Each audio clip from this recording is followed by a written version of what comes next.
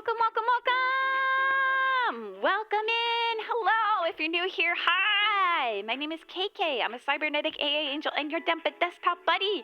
And today, we are here for Radio Heaven, my very own radio show tonight on Saturday night. I guess it's technically not Saturday night for you, for my guest here, Jets, which, by the way, we are joined today by the Gene Famous, better known as Jets! Hi, everybody. Hello, KK. Thank you so much for having me on the show. I am so honored. Hi, everybody.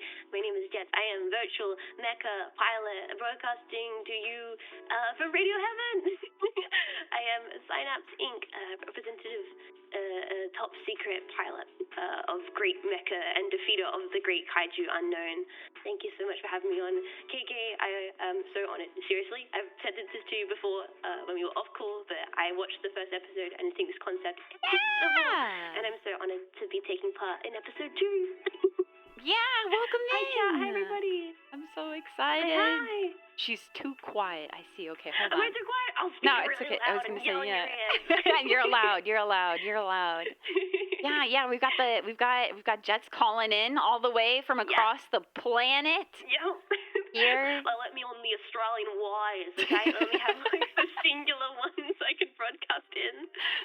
Yeah. So we've actually worked together. So like I said, Jets, you're the first ever co-host that I've had on this. So guys, bear with me just a little bit. This is a little bit new for me as well. So if there's any sort of clumsiness, obviously, just bear with me here. So, but we have a couple of topics to talk with you guys about today. Yes. If you missed it, I'm sorry, but we had a form for you guys to participate, but we worked together to find some really interesting things to talk about that both of us could relate to.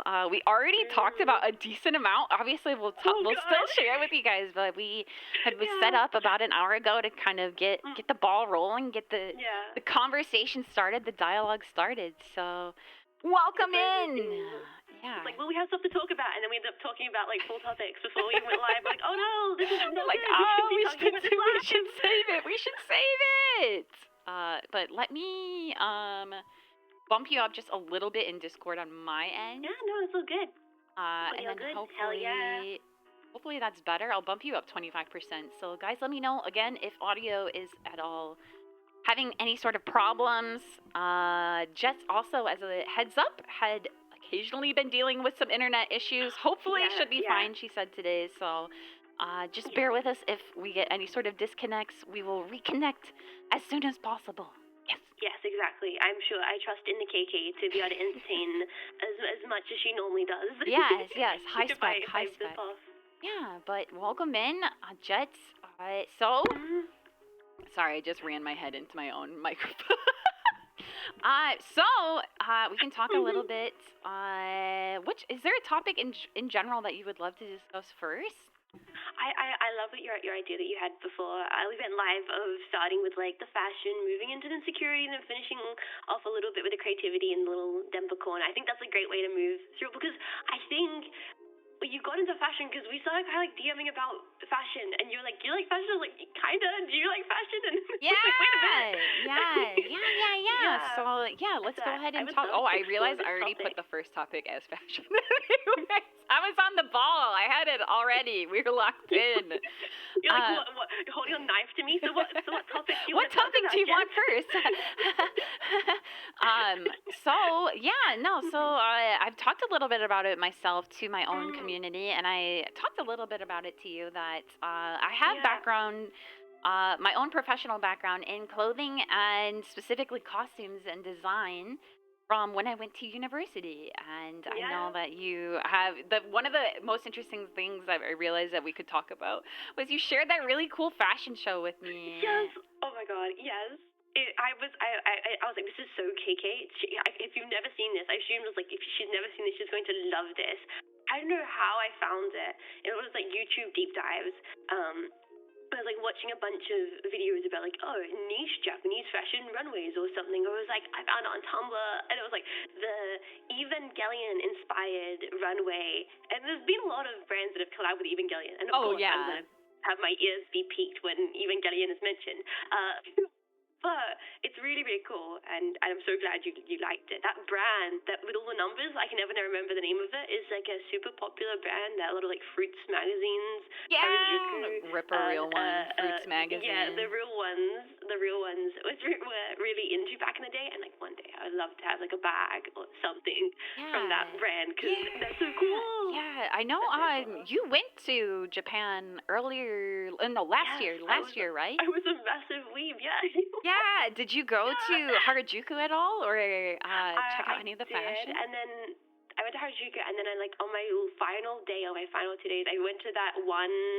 I think it's something Kitagawa. It's that one street with all the vintage stores. Yeah, Shimokizawa with all the vintage stores, and I was so upset because I went there on like my second to last day, and my entire luggage was full of Gunpla and anime figures and Steel Battalion, and I couldn't justify getting any clothes. Yeah, no, I totally understand. I'm like the type of person that I'm actually going to Japan again next month, so I'm like, last time I brought a suitcase, I packed like as little as possible to go there, and I packed a suitcase within my suitcase so that I would have a whole suitcase for things to bring back, because I'm like, well, I get free checked bags anyways, I might as well, like.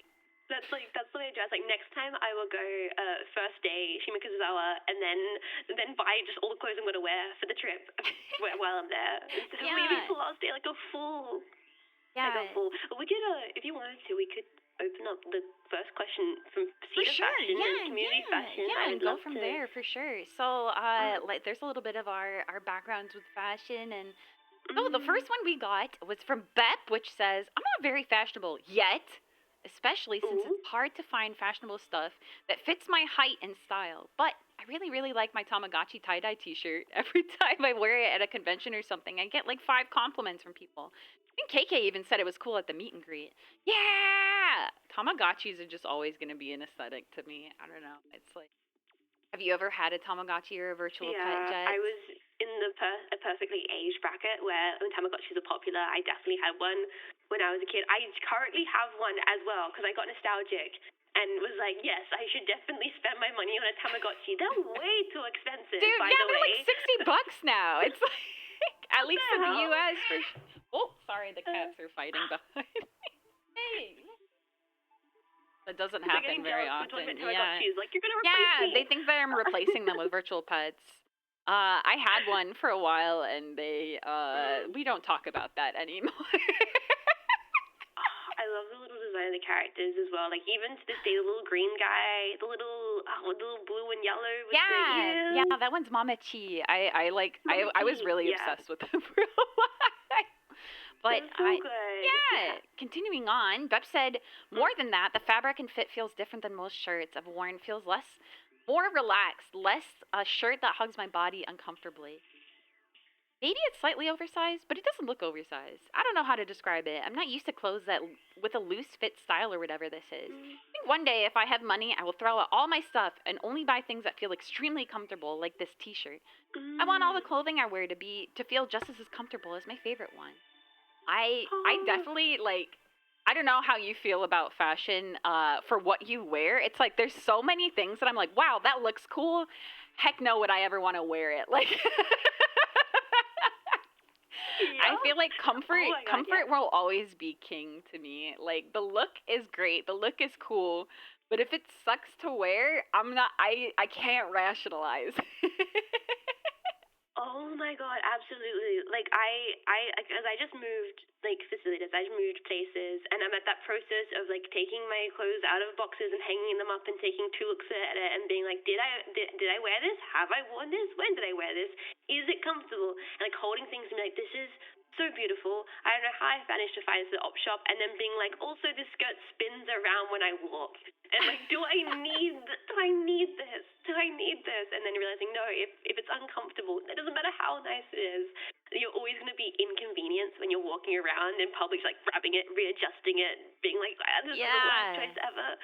Obviously not when you're not wearing your plug suit or what, like, I would say, what is like your style? What would you say your style is, or what kind of clothes do you like? I feel like I definitely go somewhere between it's like Muddy K, right? The natural oversized all beige. Soft. That with a little bit of like one of the ladies from David Lynch, like Twin Peaks. Like I love like kilt skirts and sweater vests. They're calling it grandma core.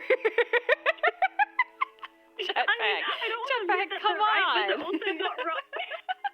No, it's really interesting too because it's like for me it's such a juxtaposition from what like from like the outfit that you have for your .0 that you teased and as well as your plug suit obviously, but that's your work gear, right? You're at work. Yeah, that's exactly. Of course what you wear in your free time is going to be different, you know? I mean, I think my 3.0 is probably closer to anything because it's finally I'm going to have an outfit with like more beige. Yeah. I wear very little color. I don't like to stand out fashion-wise in public. I very much like to blend in. And like I like a very simple plaids and corduroy. Oh, I love corduroy.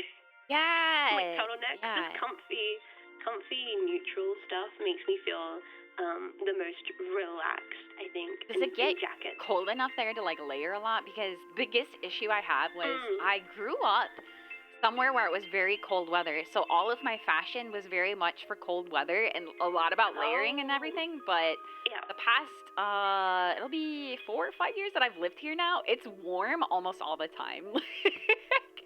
So I still feel like I've been struggling to refine my style for warm weather because so much of what I enjoyed wearing was layering. Yeah. And it just gets way too hot and I get way too sweaty. layering too much. I feel like in Australia, like coldness is definitely relative to other parts of the world. Like it stays moderately cool for most part where I am, but it does do the thing where for like 3 seasons it's gonna be like for 3 months it's gonna be scorching hot and you can only wear like t-shirt and nothing else. So in those cases I really like sheer fabrics.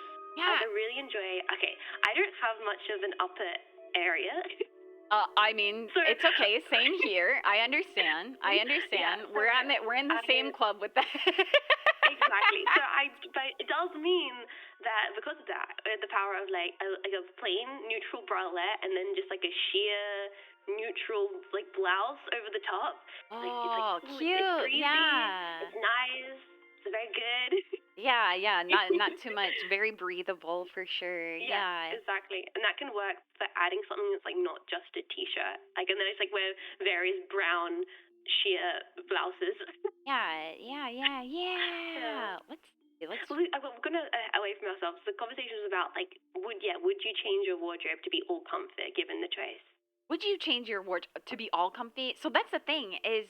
For a while, at least, my wardrobe was all comfy. And then it's like, it was when I went to visit Picky. I went to visit Picky, and I saw how cute she dressed all the time. And I was like, what the heck? I gotta step up my game again. Like, we gotta stop wearing just, like, oversized tees, because that's I've called my own fashion like pajama K before in this sense. I love that. Oh my like, god, yes. I wear clothes that could be seen as pajamas. It's so funny. I had a dress that I wore. It's like a striped dress that I wore to a convention, and one of my friends made a joke, and I got so mad at him because he made a joke that he said I should have a nightcap with it because it was like a blue and white pinstripe dress, and he said, "Where's your nightcap? You look like you're ready to go to bed." And I was like, "Fuck you! I love this dress." Oh my god! The Nightmare Before Christmas, KK. He's like, "You look like you should be walking around with your nightcap and like your little candlestick and like." Oh my god! Shut up! Like, honestly, styling. Who's to say that's not drip? Yeah, exactly. I'm a sleepy girl, you know. I want to be cozy, but it's like definitely I've been trying to wear more dresses and skirts, I would say. I'm not really too confident with form-fitting stuff necessarily. I'm always like go for oversized stuff. Like whenever I wear like a dress, I know Chad's probably like, Jess, where is her dress? But she's a tomboy. It's like, here's the thing, I don't wear anything that hugs my waist. No way, no hell. It's like my equivalent of a dress is like the 60s A-line. It's 2 pieces of fabric. I just chuck it over my body. It's summertime. It's like the most minimal thing I can wear. Yeah. It's black. It has no prints on it. Yeah. That's No, my equivalent of the. It's like interesting. Dress. That's definitely how I am too. Even that was the thing is the dress I was talking about, the blue and white pinstripe one is also very much oversized. It has like a drawstring on it that you can tie either around your waist or what I like to do is tie it in the back so that it cinches the waist just a little bit to add a little bit of shape, but isn't like, really defining my waistline too much. So yeah. So you said you preferred like when you were in Japan looking for kind of like more of the vintage clothing. So I know like what's very trendy there right now is like Jirai-K or which is it translates to landmine K, or like girls who are mentally unstable, like they're a landmine is what it's like what that fashion is supposed to be. But it's like very, very feminine, very, very form-fitting. It's very much like lots of really tight blouses, very pastel. There's like a lot of pastel pink. I think I know what you're talking about. Yeah. It's more and more VTubers are popping up with that style outfit, right? Yeah. It's a lot of still blacks, but then it's also like either pinks, like blush pink a lot. And another style that's been popping up recently, which really made me like look at the camera, so to speak, was there's a style that's really trendy now called Tenchi Kaiwai, or like your neighborhood Tenchi, or your neighborhood angel. And it's supposed to be like, it's like very much a lot of oversized whites, blues, like kind of like a sporty look. It's kind of bringing back the Y2K, like having leg warmers and arm warmers. That's cool. That's really cool. Yeah, I think to be fair, like even like Mori K nowadays is quite dated. I feel like Mori K is a very much an older era of Japanese style. That like nostalgic earthy. For the older styles though. Yeah, it's like earthy, oversized, lots of like layers, but everything's very like thin and different textures. I don't know. I feel like I just never feel comfortable in colors. I'm always gravitated towards neutrals and then things that kind of just hang. Definitely. I also was, when I was quite a teenager, I was very into like new wave, like 80s new wave style in regards to like big blazers covered in pins, women with slacks and like did you have hair. Shoulder pads at all? Yeah. Okay, good. Like like the shoulder, like way too big, like new wave blazers. With like blouses underneath. Yeah, that sounds nice. Yeah, it sounds like it's so funny that it's like always really interesting to me to meet other people who have the kind of tomboy aesthetic, I guess, or just tomboy mentality now, because when I was growing up, I'm a lot more feminine now than I ever was as a kid. I hated being a girl as a kid. I didn't want to wear dresses. I didn't want to wear skirts. And my mom will still tease me for it, that I care about like makeup and skirt and dressing up and being cutesy now. Because she said, when you were growing up, you didn't want any of that. It's nice to hear at least, you know, like even as a tomboy, you still like to wear skirts and dresses too. It's not just black and white, right? Being a tomboy is a state of mind. It isn't just what you look like, right? Yeah. Yeah, no, I feel like it's like walking that line of like, I really like in a lot of Japanese fashion specifically, like there's like the gender neutral kind of minimal style that they have, like I'm trying to think of the specific designer right now. Is it Watanabe? Watanabe, I believe it is. The designer fashion, which is like that all is like oh my gosh, I can't think of the name. Is it Junya Watanabe? Junja Watanabe. Yeah, exactly. Junja Watanabe, who is a Japanese designer whose work I really, really like. Very crazy. But the whole thing is like they'll have women in like slack pants and guys in like really, really long kilt kinds of things. And everything's oversized and everything's long jackets, but it's all very androgynous. Yeah. And I think there's like I like neutral patterns and oversized stuff because it walks that line of comfy and androgynous, and yeah, I enjoy that a lot. Yeah. You can still wear like a dress, but I'll always go towards like a box cut, like a A-line, very like sharp angles style dress. I wouldn't wear anything too frills like that. That's I'm like the explosion girls. Oh no, Yeah, I no, couldn't it's ever like feel comfortable in growing that. when I was into J fashion a really long time ago too, I always felt kind of detached from a lot of the girls that I knew because they were all very much into Lolita, and I was like, that is way too girly and feminine for me. It's like, I don't want anything to do with petticoats. I don't want anything to do with ruffles. Like, I don't want any of it. So I, when I had friends who were into J fashion, they would always be talking about Lolita and stuff, and I was just like, I just like the other stuff a little bit better. So it's with fashion for the most part, like going more closer towards like grungy stuff nowadays.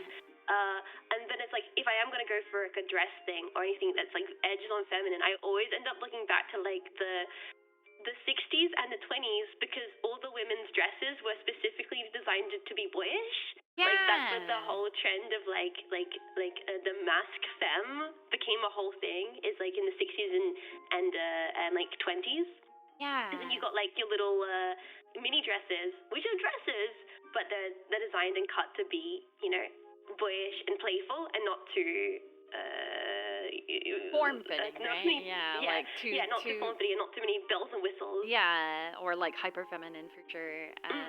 So I have another question about fashion, I guess, for you, which is at least like in your area, outside of the Synapse base and office, when you go around, is it, I would guess, like how do you feel about, I guess, dressing outside of the status quo? Like, is it something that's like pretty popular there, like a lot of people dress kind of out there, or is it something that like, I know you said that you like to blend in, so the thing is here, at least, is like outside of my server room, there's a lot of people who dress really trendy, and it's definitely more of like I guess what's popular here is like tech wear. It's like very like drip oriented, like people really like very much like Supreme, that kind of off-white, that kind of style, which isn't my thing. So, but it's nice that other people will very much like still take risks and wear things that are a little bit out there, because then I feel like I can still blend in while wearing something that's a little bit more different, So I was just curious, like, if you have experiences with that. Oh, yeah, I feel like if I'm located in one part of the entirety of Australia. I mean, Australia is very much condensed to a few major city areas for the most part. And if you even get slightly close to any of the major cities in Australia, there will be people expressing themselves, because there's not a lot of places to do that. So you often do go out and about, and you'll see a lot of people in lots of style. And in Australia, at least, there's less of maybe a hypebeast culture and definitely more of a hipster culture. Yeah, no, it's... The 90s is almost entirely come back in Australia. You walk down any street and you feel like you're in like a Blur music video. Or it's kind of crazy. A lot of low-rise jeans, a lot of... zip down sweaters, a lot of like the band tees. I'm like, this is all 90s. What's going on? It's people are walking around with like old digi shoot cameras and stuff. It's like prevalent. There's definitely a trend for that here too. 90s vest. Yeah. It's like really interesting because a lot of that kind of fashion is a little bit more popular, I would say, north on the West Coast, like closer to the Pacific Northwest, where like Seattle and Portland and like Washington and Oregon are. Yeah. I'm not gonna make you try to figure out American geography. Oregon. My server room is in California. If I've never told you, my server is in California. So outside of Los Angeles, the city of angels itself, of course, as a Tenchi, I have to live there. So it's like, I don't know. It was really funny because when I had a friend come visit, she said that she felt out of place here because she was from north of here, so she likes how much more grungy and kind of punk it is, and a little bit more weird, like not being afraid to Yeah. be weird. Whereas here, Yeah. it's like people will still dress out there, still dress a little bit differently than what is like the status quo. But Mhm. it's still very different. She said like she felt like everyone here was a TikTok star. And I was like, I get it. I understand. This is why I hate leaving my house. Yeah, no, I will say that I'm more fortunate to be in probably a closer style pool as to what your like friend was from in that regards. And like I will say, like when I went through studies, although I don't tend to draw attention to myself like nowadays, like not in the last like 2-3 years, because I really leaned into just being all beige, old lady core. So when I was like first going into like my studies, I was a little bit more confident to be experimental with what I was wearing, more because I was around so many other people in my degree that were challenging, just being like, oh, fuck it, I can put this thing on and wear it, and I will. It was this kind of like rebelliousness about it. I think of, even if I felt silly, the fact that I could do it was quite, it gave like a sense of confidence, like from growing up in the very small, very rural part of Australia to being able to be in a city and be like, oh no, I could just dye my hair orange. I'm gonna dye my hair orange. Yeah, and it's like it's different for me too because I definitely feel where I live now, where I used to live in the United States, I had like pastel pink hair at one point. And I used to get comments about it all the time, and I hated it because I was like, "Don't talk to me. I'm just here to go grocery shopping. Please don't talk to me. I don't want to talk to anyone." Yeah. Oh, it's nice to be in a little bit more of a metropolitan area because I feel like there's so many people, right? It's easier to kind of still blend in, but still have your own sense of personality and not feel like you have to fit in perfectly, right? That you can still have your own self-expression. Yeah. And I feel like with that in like mind, I do like self-expression. I feel like I went through a like almost just exploration crazy journey with my style in some weird way, which I've now settled on being like, oh yeah, big oversized beige. I like a little simple slip dress if I'm forced to go out somewhere formal, kind of thing. But like going through maybe like the second year of my art studies, it was this thing of like everything goes. So like I shaved my eyebrows off at one point. Oh my God. I bleached it. I cut my hair. It was green at one point. I was blue and blonde at one point. I was black and blonde at one point. I was orange. Like it was this whole year of just I was like had share mates as well, like housemates, and my housemate, she would come in and she'd be like, "Jess, do you want to just do something crazy?" And I'd be like, "Yes, why not? Fuck it, why not? We're gonna just be going to art school tomorrow. Who's gonna judge us? No one." Yeah. So we kind of had a lot of fun with it, and I'm glad I did that because I could, and it's fun, and to give myself the chance to be courageous and be silly. And now I'm like my hair is my natural hair color, and it's dull and it's boring, but I don't have to do it fancy because I don't want to, because I have done that. Yeah. I feel like a lot of people are very cautious to go outside of their comfort space with style, because what if it doesn't work? But at least with things like dyeing your hair or things like that, it always grows back. Exactly. And you always change your style back. Getting tattoos and piercings, that's a bit more of a commitment. Oh, But, for sure, right? But with like your hair and with your wardrobe, if you wanted to become a crazy punk or goth person for a week because you've never had the chance to do that in your life, I feel like I would encourage someone to do that. Yeah, and that's define themselves like, a little bit. especially what I love about fashion is that it's like, especially coming from kind of a costuming background, that I can dress kind of to suit my personality depending on the day. That if I want to dress a little bit more feminine, I can. If I want to dress more androgynous, I can. It's like it just depends on whatever type of person I'm feeling that day, or type of even like treating yourself as your own little character. Sometimes it's right. It's like that's a great way to look at it. Yeah. Yes. Should we go? Yeah, I was gonna say here's another. No, it's okay. So the next question, since we've talked a lot about women's fashion now, especially, and we did talk a little bit about androgynous fashion. Here's a really interesting one from Peak Blinders Jetpack. Said, do you feel like male fashion is going downhill? Men used to have all the cool stuff: togas, skirts, capes, suits, long coats, neat hats, canes, long hair, mustache. Now, literally every one of these things has been turned into a joke accessory. Prawn stash, mall ninja attire, fedora tippers, hipsters. Acceptable style for men right now is so boring. Jeans, bland shoes, shirt, short hair. We used to have class. We used to have style. I have a feeling that men are losing more and more of their uniqueness. Yes, you can be brave and wear all the cool and unique things. But when you walk around the mall and look at men, everyone dresses blandly. Women, on the other hand, have such a bigger and more unique variety of clothes to wear. Anyway, I'm rambling about the decline of male fashion. Any thoughts? Oh, that's such an interesting idea. I'll let you take the floor first. Yeah, no, it's okay. So, I would say the thing is, it's really depending on your own comfort because, sure, everyone's gonna dress the same way, but it's about. I think a big thing that helped me, or at least has helped friends of mine who have tried to get more into fashion, is taking inspiration from other cultures or other countries, especially that. At least I don't know where. Obviously, do not know where Peak Blinders Jetpack is, but at least in the U.S. Especially in the more rural areas, it is very much the jeans, the t-shirt, and the Nikes, right? Like that's like, and always short hair. But I think there's nothing wrong with still taking risks and trying to draw inspiration from other places. I do agree that there has been a lot, in a sense of it being on decline, or at least I wouldn't even know if it's fashion that's necessarily on decline, but rather the overall mentality that that some men can have about fashion. That it's like clothes are just something you wear to cover yourself. It's not a form of self-expression for a lot of people, or at least even. I mean, like it's. I would say it is seen as more of a feminine hobby or a feminine self-expression. That men, it's you're being too girly. You're being too. You're being too feminine. Be a man. Wear whatever. You gotta look like a cowboy. Wear your jeans.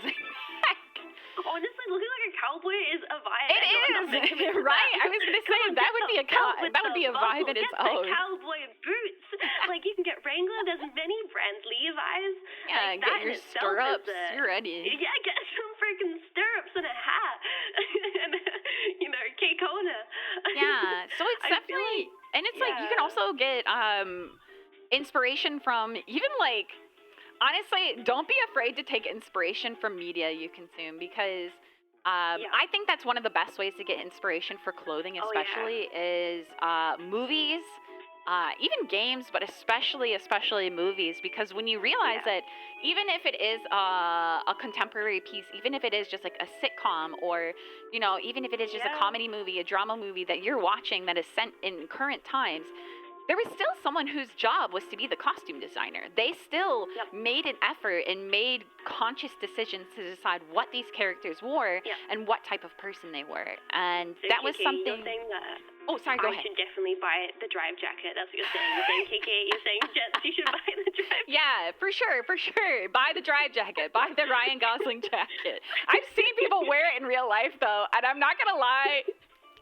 If I see you and you're wearing it, I might roll my eyes a little bit. Yes, you really look like you drive. I completely agree. There's someone whose job is paid to make these people look good, and you can, even if it's casual.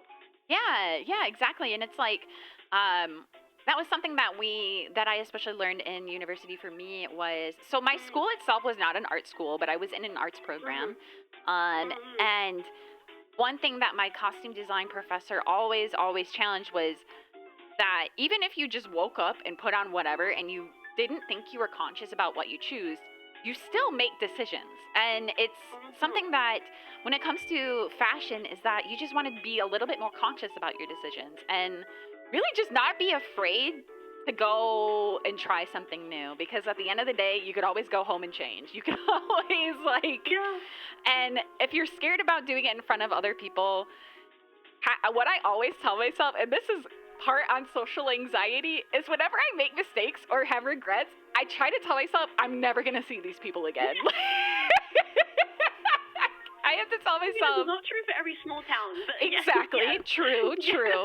Yeah. But I have to tell myself sometimes I'll probably never see these people again. It's fine if I said something stupid. It's fine if I wore something stupid. Exactly. If they saw me in my pajamas, I don't care. Exactly.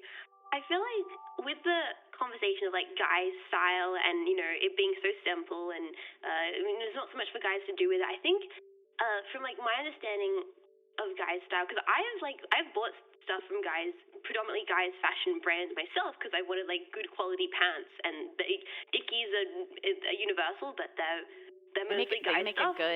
They make a good pair of pants. Yeah. And I feel like it's like interesting to start with looking at the base elements of a guy's wardrobe, and seeing how you can take those things to make them more special to you and make you more comfortable in them. Like, instead of just wearing the white t-shirt that you got from Target, look into band tees of the music you like, or those like anime bootleg tees, or movie bootlegs, or look on Depop or eBay for like vintage t-shirts that maybe connect more to you, to be able to represent something about what you enjoy. Because that's like something that you can do with fashion. If you're like, oh, I'm just here in a black t-shirt and like the generic Walmart jeans, then think about, okay, instead of being the generic Walmart jeans, should I get a pair of Dickies? Maybe I could get a pair of classic 501 Levi's. Maybe I could go for, instead of like a plain blue denim, like a stonewashed dark denim. Like, there are things inside the very, very basic wardrobe that even as a girl, you could explore and expand and make it more special to yourself. And I know it's like hard, like it's like obviously there's a budget restriction here of like Costco pants are more affordable than Levi's, but with pants and specifically with pants, like if you buy one that's a decent quality, it'll last you a really long time, and if you can justify it as a once-off purchase after saving a little bit, you can keep it for a really, really long time, and it can really improve your confidence because they fit you better. They're tailored for you, you know, that and it's kind like, of stuff. Even like that plays a little bit. I wasn't really planning to like talk about fast fashion too much, which I know like kind of the Costco fashion is like considered fast fashion, as well as a lot of other like more affordable brands. But I'm like definitely of the mentality that it's better to try to save your money and invest in one really nice thing that you can wear and will last you years, because it will save you money long term. If you buy really crappy shoes and you wear them every day, you're going to have to keep replacing them year after year after year after year. But if you buy a really nice pair of shoes and you take care of them, then they'll last you 5, even 10 years, depending, right? So, it's like more on men's fashion and on trying new things outside of t-shirts. It's another thing that I think is kind of becoming a little bit more popular and a little bit more trendy is button-ups. And button-ups even can have so much variety, because not only, sure, there's the standard white long sleeve button up that like you consider with suits or with business attire, but there's plenty of short sleeve button ups. You can get crazy patterns with them. You can get really interesting motifs. You can get a cowboy one with a little lapel. I have a friend who has one that's like all black, but there's a print on it that has like skulls, but also flowers on the pattern. Like it's rainbows, and like you can find really, really interesting things if you just kind of look around. And there's also a lot of kind of smaller brands or even just smaller indie artists that I've seen, especially in the US, that are getting more into making clothing, or even what's usually called, at least for manufacturers, cut sew clothing, which is instead of the basic printing something on a graphic tee, printing on something that was wholesale, that was already made through a company, is designing a piece of clothing with a company, and then they manufacture it for selling, for different sizes and stuff for you. And it takes a little bit more experience with like patterning and stuff like that, but I found some really interesting clothing through that there's like a specific brand in the US that sometimes like goes to conventions and stuff called Quinoa Monster. Hell yeah. I know that they make, I'll just post it here. They make some really interesting men's fashion, but as well as women's fashion that it's like, I don't know, it's just nice to see that there's artists out there that want to do more than just making graphic tees, right? And yes, I mean, because graphic tees are obviously the most accessible for a lot of small brands, and it's the most cost-effective for sure, right? I mean, we haven't even got into the conversation of like jackets. Like there is like that's the thing that guys can definitely can wear, and there's so much variety from jackets, from like your simple denims to like your pilot bomber style jackets, and they can express something about you and be comfortable and make you feel confident in a way other items of clothing it won't. You know, instead of just going for like a simple hoodie, wearing a jacket or a sweater can help you feel like you're able to have a little bit of personal style beyond just you know, the classic wardrobe. Oh, sorry, go ahead. No, yeah. I'll say that's like, because that's the fear that guys don't have as many options. But I think one place where there is a lot still that isn't options for guys is the jackets. There's so many different ones. You got your trench coats, your blazers, all the rest of it. I think shoes too. I feel like I always get jealous that I feel like sometimes men's shoes get a little bit more exciting than women's shoes at times. It depends, but maybe it's just because I don't wear a lot of different shoes. I have like one pair of shoes I've worn for like the last like 7 years at this point.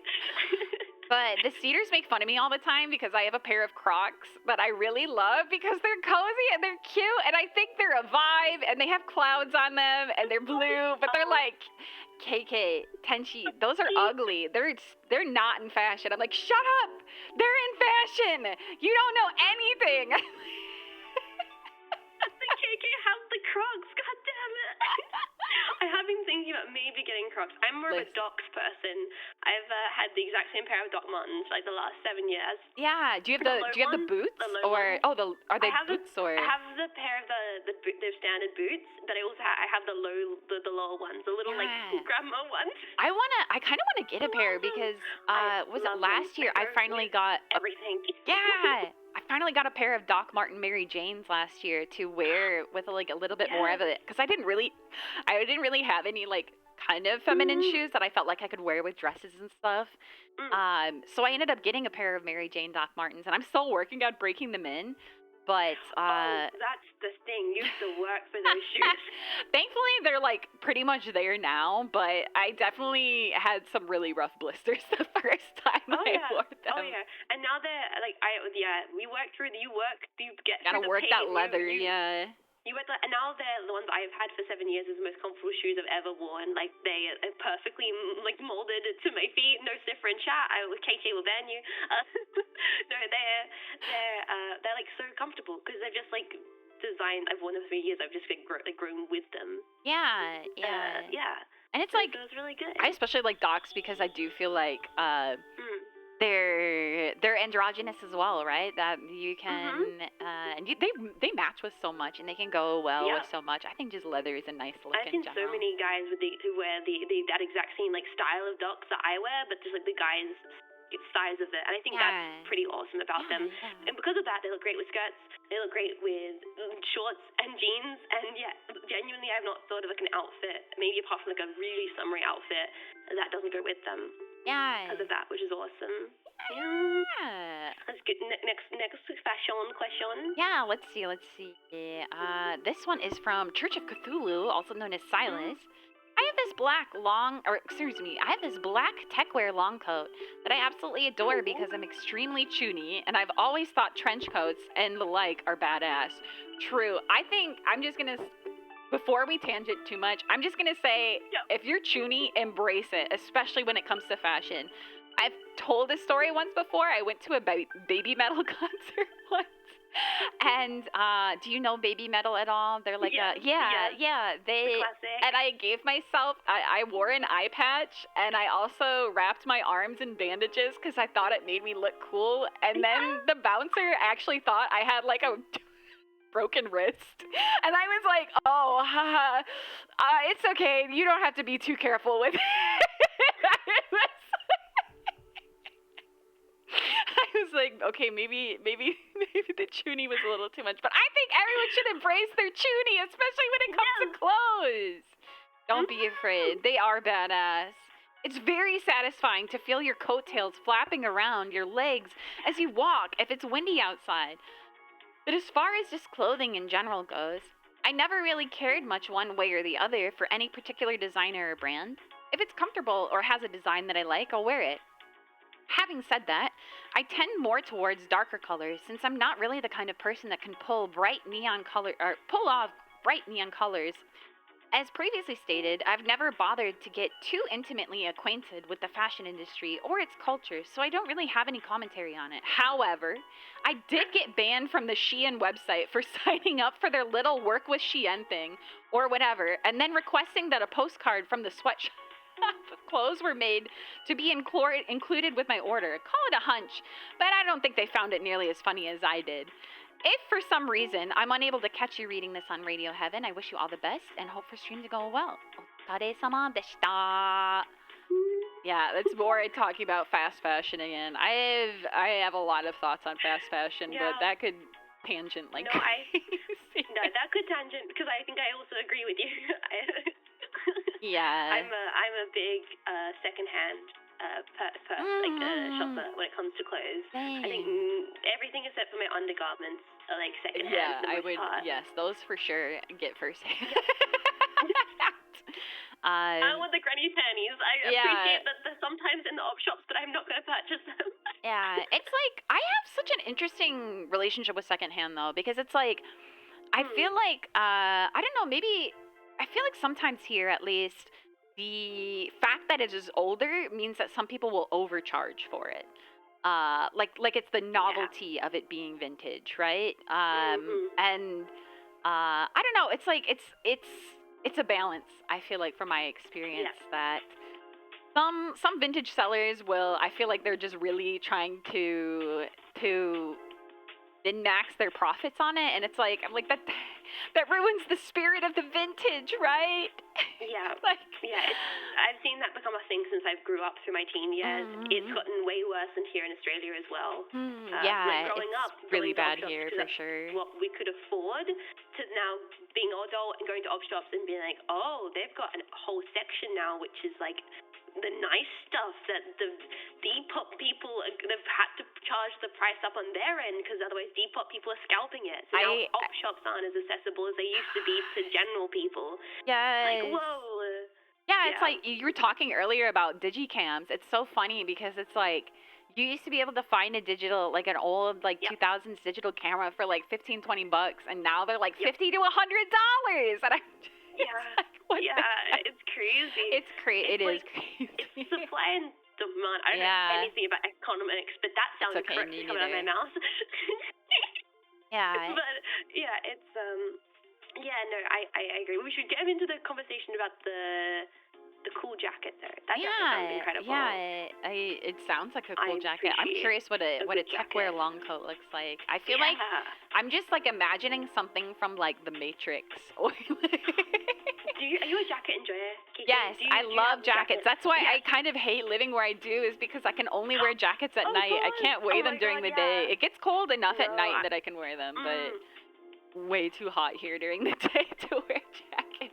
All my jackets, I really have like longer brown, like dark, like brown jackets. And I think one of them is like a 1930s jacket. And I love wearing that one because I just feel like some mysterious lady late at night in the streets, like with wrapped around me, all buttoned up, you know, and a little hat on. Just like I'm running to go see my lover at the train tracks. Or running out to get a pack of cigarettes with your the what is it, like the Audrey Hepburn style, like cigarette holder, like I think there's something about like an understated stylish jacket that can really transport you in your style, which is very, very cool. Yeah, I actually just got it's very much an oversized jean jacket that I've been obsessed with, that I found at a vintage shop, that was interesting because it had a very different silhouette than what I expect from denim jackets.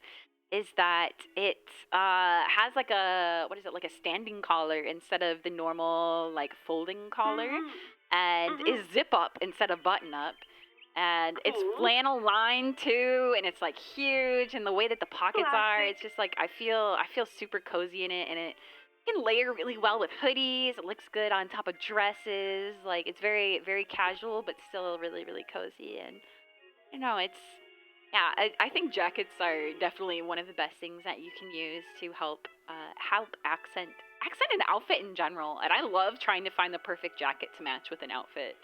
I think Yes. the worst part about when I had super cold weather was I would have a super cute outfit on, and then I would have to put on like the snowy puffer, the big puffer jacket, and I'm like, just ruins the look. That like appropriate line of like, oh, this is perfect, oh, this is covering everything up. Right? Yeah, where I'm like, okay, I just spent this whole time making this perfect coordinate, and now no one's gonna see it because it's too cold. Like, yeah. I found a Burberry jacket while thrifting in Spain for $75. Looks like a drive jacket. You would roll your eyes at a little bit. Okay, there's nothing wrong with jackets. Okay, I'm not trying to say. I mean, if you have like the exact replica jacket that. What do you feel about replica stuff in general then? Okay, obviously the drive jacket's a meme, and that's why we're joking about. But like, people wear like, I guess like, I don't know, like replicated or like really really obvious. I guess like. I don't know, like references to media and like anime media. I guess it can be done in a certain way. Yeah, where it's like borderline cosplay at that point, I would say. Yeah, right? yeah. I guess that's true. Yeah, I don't know. It's like I feel like it's a situational type thing.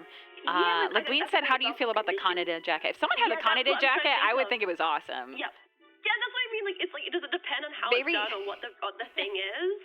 Maybe I have too much of like of a bias against like specific types of characters. Like I love motorcycle jackets. I think they're cool. So the Kaneda one is like really cool to me. And like, if I saw someone out there like rocking the whole Spike Spiegel look with like the yellow and the blue tie, I would probably not blink twice and be like, "This is a look. Yeah, this is a look." Yeah, and it's like I've had friends like that, or at least known people like that. That when you ask them what their fashion is, it's like they say that they try to dress like an anime character they like, or like a video game character they like, or like like I feel like Metal Gear especially has brought such the revitalization of everyone getting really into Metal Gear lately has brought the tactical back so much, and it's like I'm living for it because. Are you familiar with the mobile game Girls Frontline at all? Like, it was like, vaguely, it's but okay. Not too much. I'm not really into it anymore, but I was obsessed with it for a while because it had the tactical where all the girls were like, they were like guns, and they all had, their ammo packs, and they had all their cool gear and like knee pads, and they looked like they were ready for combat. I think it's always a vibe, and it's like, I love that kind of look sometimes too, but I don't think I could ever wear that in public. Tactical is a whole sub-genre, and like the roadie style, which is like a lot of buckles, a lot of straps and bum bags and things all around you and everything. I appreciate. I could never pull it off. It's always you always need to have. It's always like all black on black, and doing black like tone on tone is such a challenge because you want it to be the exact same black. You know what I mean? Yeah. It doesn't work if it's like, like one's like too dull, one's too bright, and then it doesn't work all perfectly. Yeah. You see, I like feel the opposite sometimes with black. Like if I have black on black, I like mixing different shades of black or different even if it's like all wearing blue. I like having that kind of variety because I feel like it can draw your eye to different parts of the outfit a little bit better. That's a good point. At least for my own taste, but yeah. No, I think that's a really good point. Yeah. I think the conclusions of this when it comes to, I'm assuming like the people are talking who are like guys and expressing the style they like is pull jackets. Check out jackets. I feel like that's where a lot of the guys' style exploration can come out. Yeah. But also don't discredit the basics. Like don't discredit like a nice quality T-shirt or a nice pair of jeans that fit you well. Like don't sell yourself short. I think that maybe it might be the chat can disagree if they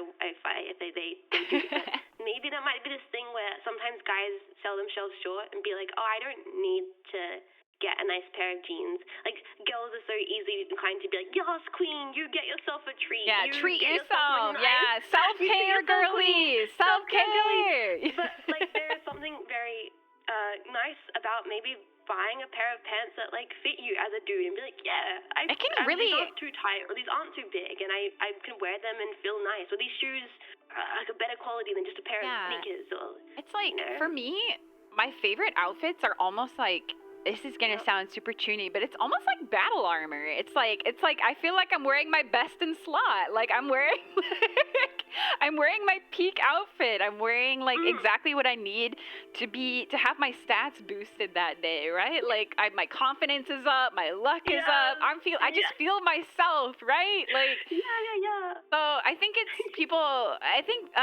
it's really easy to underestimate the power of like your favorite outfit or having nice clothes that you really, really like. So I think it's important to experiment and try to find pieces that you really like. And another thing is, I know that in the one before the tech wear coat, talking about men's fashion was feeling like, everyone has the same jeans, t-shirt, shoes. Is a thing that I know you talked about, Jets, you talked about having different washes of denim, but I think another thing that people can experiment with tops is just different textures, especially. There's color and there's pattern, but there's a thing that's really underestimated is the way that different types of fabric and different blends drape the body. That's something that I, especially when I designed my own hoodie, I wanted to really, really hone in on and really be neurotic about. And it's why I made them myself instead of going through like a supplier. I wanted to pick a hoodie that I felt like would drape perfectly on no matter what body size or what type of person wore it. And it's like, I'm really happy because I've gotten so many compliments that people say it's really cozy and really soft. And I think that's another reason why buying higher quality clothes can sometimes pay off, is that they're using higher quality materials. They either have, potentially higher thread count or higher quality fabrics, and it can fit and just drape your body so much better. So there's never be afraid to, I hate going clothes shopping in person. Honestly, I do a lot of online shopping, but sometimes you kind of need to, because you need to be able to touch fabric and see and feel like, oh, is this going to feel good to me or not? So. Yes.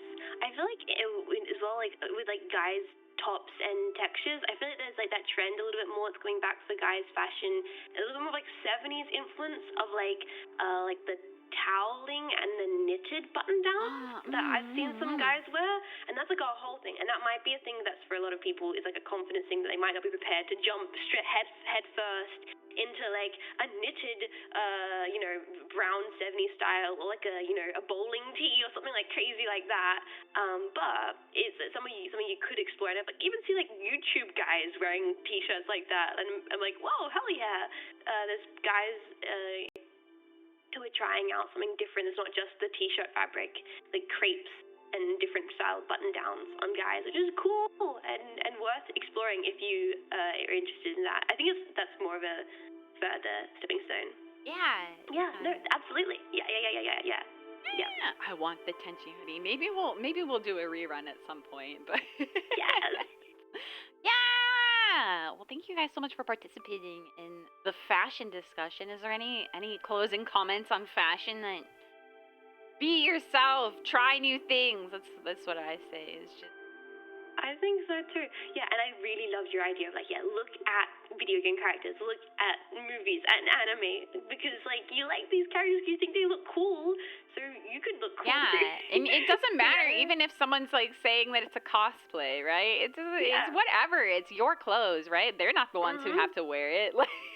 Yeah, exactly. And if people do make comments, or potentially, like I said, I had a friend who told me that I needed a nightcap with my dress. It's like, if people do make comments, don't take too much stock in what other people say, because at the end of the day, it's what you put on your body, as long as you're happy in it, it doesn't matter what someone else thinks about what you're wearing.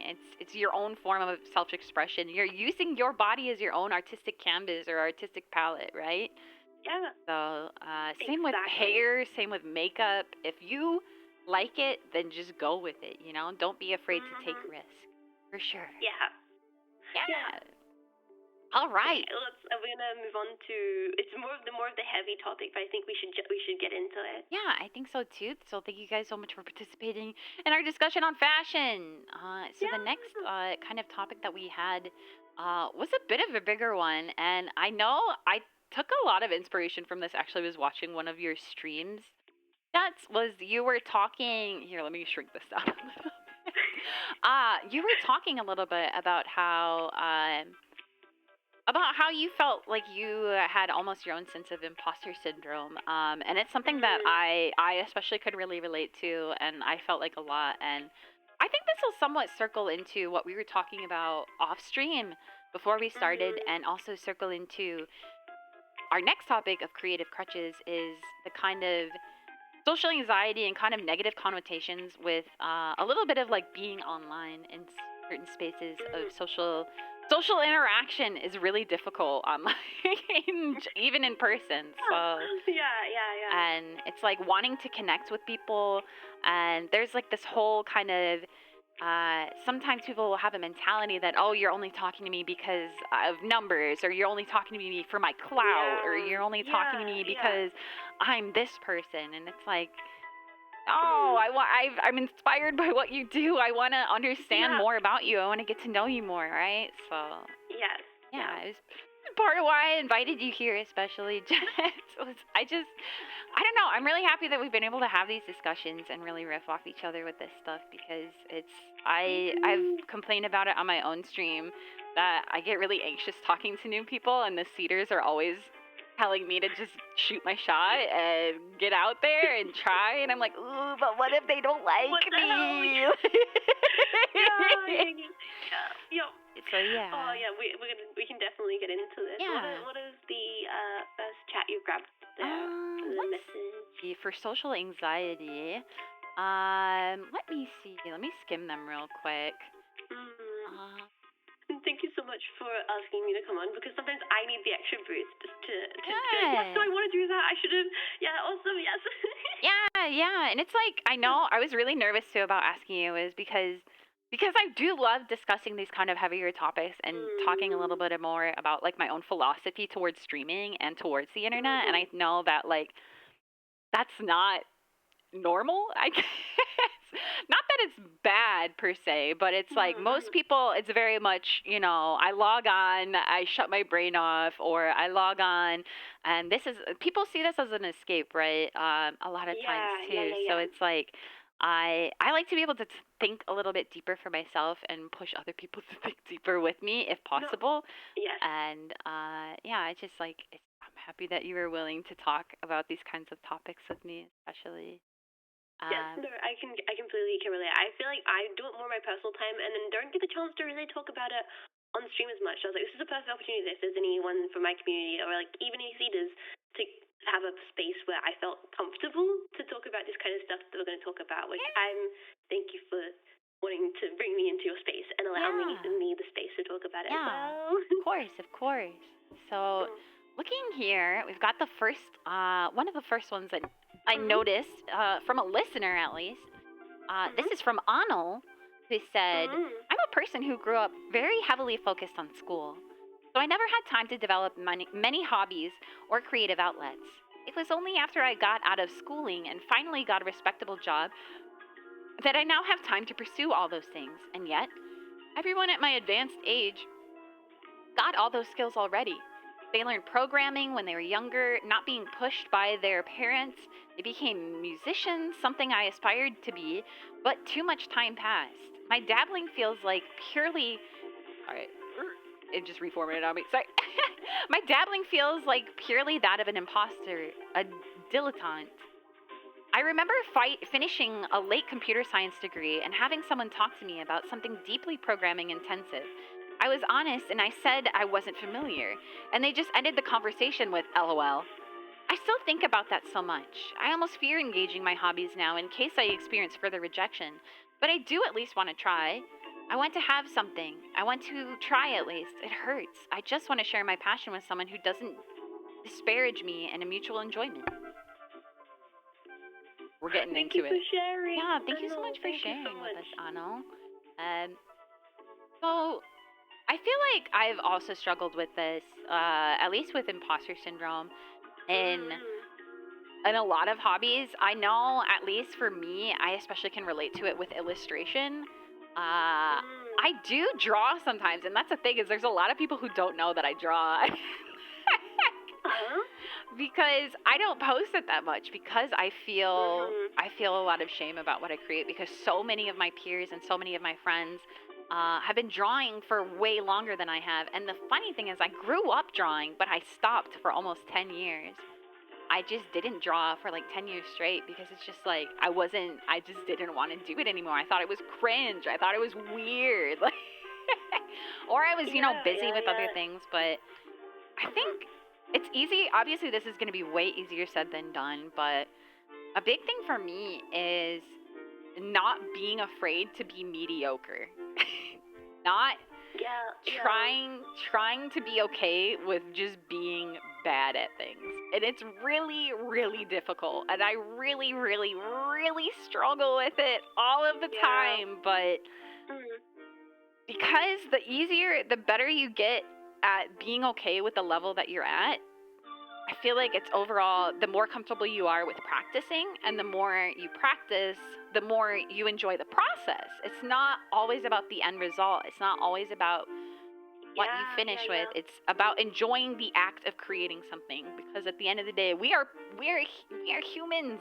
We were born to create. We have like a native creativity inside of ourselves. So just enjoying the process of creating something, no matter how good or bad it is, the outcome is, it's really important to just enjoy that process and to just create things for the sake of creating, not for someone else's validation, not for someone else to enjoy them, but just for the sake of enjoying it.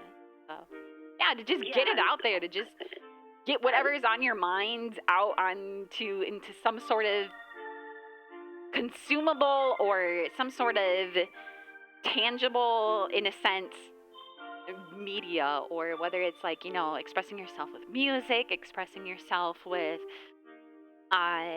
drawing, painting, crafting, VTubing even, there's so many mediums that you can use for self-expression. That is so, that's such an incredible point you brought up. Like the whole getting comfortable with not being good at it is so important because so many people I've ever talked to who are creating stuff, like even with myself, when starting a new hobby that you're interested in, and then obviously, you're not going to be good at it. It's the first time you've encountered it, and maybe there are some people who pick up things and are instantly good at things, and that can sometimes be such an discouraging thing to encounter, but that's always hyperfixating on, they're good at it, but they probably have so many things they've done in their lives that prepared them to maybe pick up that quicker than some other people, Everybody's interaction with adopting a new hobby is totally unique, and just because it takes more time for one person doesn't mean it's going to take as much time for another person. And so, enjoying the process is so valuable because it's what keeps you coming back to it. It's like whenever someone asks, like, how do I get into drawing? I'm like, draw things you like. Don't fucking do shading, rendering stuff. That's bullshit. No, draw the things that are fun. Holy crap. Yeah. Also, Hanya, thank you so much for the raid. Welcome in. Hello. If you're new here, hi. My name is KK. I'm a cybernetic AI angel and your Dempedasa bunny. Welcome into Radio Heaven. This is my very own radio show. We are currently in the second episode, hosted here by the one, the only, Gene Famous, better known as Jet. Yes, hello. Over here on KK's Amazing show. Welcome in, Rita. How was your stream? I know that Hanya was doing karaoke. I hope she absolutely serenaded your beautiful ears. Yeah, let me know what your favorite song to sing is. I'm curious. Yes. Yes, this is like a perfect thing, because I know Hanya has been practicing even more and focusing on improving her karaoke, and that's something I already think Hanya is super skilled at. But it's a great example of someone who's already very competent, wanting to improve. Because even if it's a hobby that you're established with, pushing yourself to get even better at that is super inspiring. Yeah, and I think it's another thing. Yeah, so if you are just joining, we are currently discussing a topic in the top left. Hopefully it is legible. Says social anxiety and imposter syndrome is what our current topic is. And even it's something that I know Jets and I have both talked about struggling with, whether it's online or even just with our own passions and things that we enjoy doing. Um, but yeah, I already forgot the point that I was trying to make right now. But yeah, with singing. It's something that I also really want to improve at, and it's important to just keep trying to one up yourself. I think it's really easy when it comes to something that you are trying, or I know a lot of people get afraid to sing because they think they're not good at singing. And at the end of the day, singing and training your voice is just training like any other muscle, right? It's like going to the gym.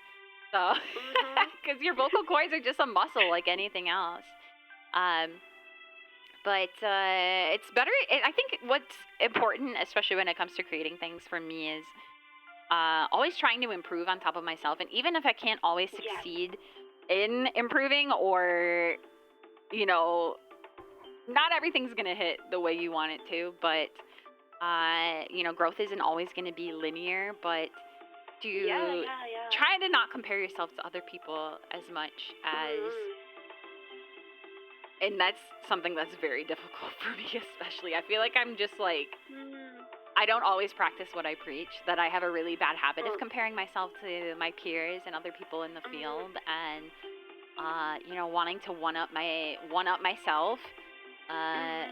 So, yeah, I don't know, maybe I'm tangenting so much here. Oh, it's okay. Yeah. It's okay. It's, it's really interesting to hear, and, to be honest with that is super important. I do genuinely trying to keep myself independently inspired, but I feel myself less competitively inspired and more inspired. And I think that once again, and we mentioned this before before we started stream, coming from a fine arts background, I was always directly involved in an environment where there was constant creativity, and sharing that is very valuable. And why I have a group of friends with Hanya, who's in a team with Vishines. The reason I contacted any of them to become a team was because I was like, this is the thing I had at art school, and it was good and I need it.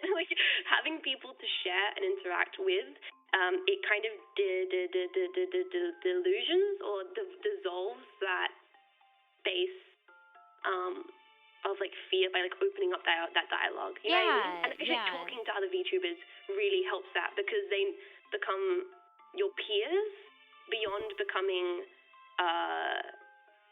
abject, and that makes sense. They become your friends, they become your peers, instead of being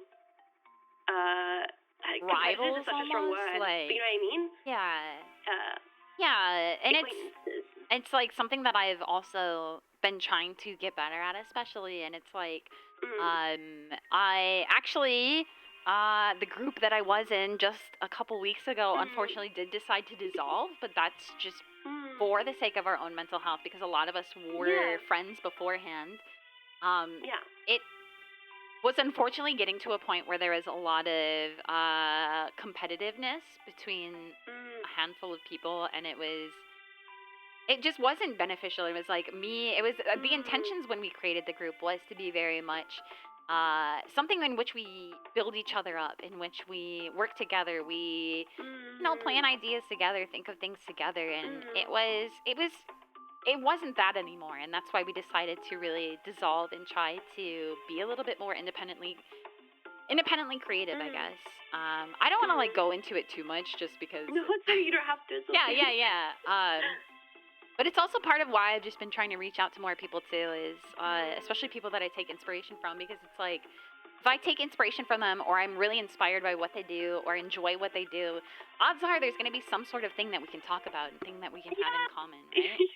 There's a reason. You probably have mutual interests in why you like each other, and maybe we should talk about that and make friends. Exactly. Yeah. So, I think that was the point in Anil's comment of wanting to engage in hobbies and fearing rejection. And I think when they mentioned wanting to have passion with someone who won't disparage me in a mutual enjoyment, I think there is obviously the tough thing of you can't guarantee that every person you talk to is going to be understanding or caring. I'm, for lack of experience, try to be a glass half full person and give people the benefit of the doubt, even if I've personally struggled with making acquaintances and friends for a lot of my life. But I think it's still worth trying. And that's scary. That's terrifying. But like putting yourself out there is worth trying, I think. Yeah, and it's like yeah. I think that's it's a scary thing. It's a valuable thing to challenge yourself to do. Is to keep trying is definitely to keep putting yourself that out there. Even if someone you can't totally connect with someone, to just keep trying to reconnect, and or even if you lose a connection with someone or feel like you connected in the past and maybe life circumstances happened and maybe there's distance between you. I think it's important to try to either close the distance again or try to kind of sometimes rekindle it. Sometimes can help, but especially to just try to talk to new people. It's really scary and it's really terrifying, and it's something that I'm still really, really bad at myself. I tend to really just, once I get comfortable with someone, I just like latch to them and I don't like going to other people and talking to other people. But it's something that it's like, I want to be better at. I want to be able to connect with other people. I want to find other creatives, other people who share either, some sort of, even if they have a different worldview, even if they have a different philosophy, even if they have different goals or different thoughts, sometimes that's where you can find the most inspiration is in the gaps between you and other people that you do talk to. That while it is important to connect with other people that have shared interests and shared hobbies, sometimes it can be, you can get just as much inspiration from someone who has no clue what your hobby is. Or even if they know, they don't know much about it. And sometimes having people who have that kind of outside view can help you get inspiration just as much. And like you're never going to discover new things by talking to people who only know the exact same stuff that you do. Like if you want to find a new musician or a new movie or anything like that, the best way to do is to talk to someone who maybe has a taste in genre that you've never even heard of beforehand, or you've never had any interest in. Like I'm personally not into certain gore horror, but imagine talking to a person who's that's a favorite thing. They know all the good ones and why. I would be so fascinated to know why that person liked that, and then open-minded about that, because even if I don't like it, I learned something new about why another person enjoyed that thing, and that's so exciting and so rewarding, I feel. And at least in VTubing, we're very lucky for the fact that we all are VTubers. So if everything else fails, we can just talk about VTubing. Exactly. Which is not a lot of people are as fortunate about that. But I imagine this person's coming from a place of their job and stuff. Maybe their peers at least have gotten into that career through that one unifying factor, and there's probably more to discover about those people because of it. Yeah, and I'm really sorry that you had Oh, sorry. Go ahead. A break? Sorry. No, I said at top of the hour. Break. Oh, top of the hour. Oh, good. We can do another question we can then maybe talk about this more. Yeah, let's see.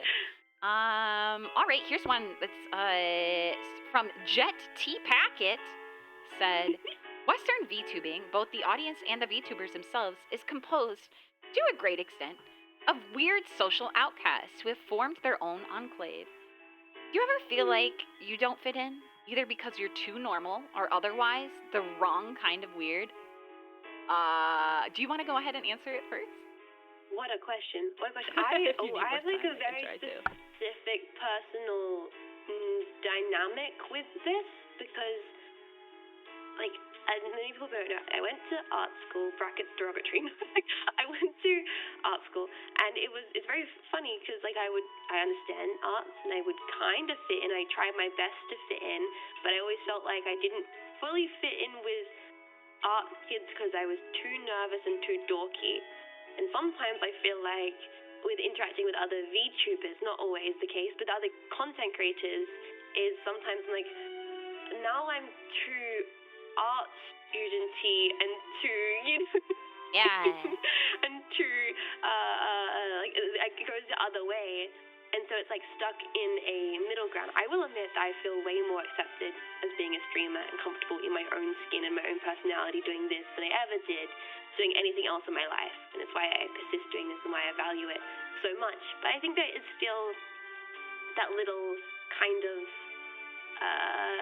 thought in the back of my head of not knowing if the way I approach this would connect with the wider VTuber community. I don't know. I assume most people are really lovely and really chill, but sometimes I'm like, what if I didn't get the chance to watch all? What if I'm not Fujo enough? I totally understand. I like that. Even just like Fujoshi is something I've struggled with. I've always had Fujo enough. Dude, this is me all the time because it's like that's just me as an anime liking woman. Is like so many of my female friends growing up were so into like BL and yaoi, and I'm just like I just like cute girls, and it's like I've definitely branched out my tastes overall. But no matter how hard I tried, I just don't think my brain has the Fujoshi gene. It's just not there, and it's like I'm like, oh my god, I'm like. And it's like, I'm like, oh my god, I don't have a place anymore. But it's girls hates yaoi. I don't hate yaoi. Calm down. I just want the cute girls doing cute things. That's so wrong. Right. It's like I just want moe girls. I just want cute girls, and I want things to be soft, and it's fine. It's normal. But what's the big male with big member grabbing each other in like a weird dynamic, and maybe they just want to be friends. I don't know. This feels strange. Yeah, and it's like I know that there's even other VTubers that sometimes struggle with feeling out of place because they don't really watch anime, but they're still VTubers, and it's like I have to realize that there are people like that, and it's like I feel like. There's always going to be someone who feels like they're left out because we're all just feeling left out, I feel like, in the sense that That's a fair point as well. It's kind of like you have to trick your brain into realizing that everyone feels that way. That everyone's always going to find some sort of thing. They're like, oh, well, everybody else thinks this, but I don't think this. I must be the weird one, you know? But, no, it's, I was going to say a little bit more on, like, my own experience with feeling like an outcast, and I just really wanted to echo the same experience that I felt more confident as a VTuber than I ever have in anything else I've done in my life. I've talked about that on stream more than once, but I will always say it that I do really feel like VTubing is my current life's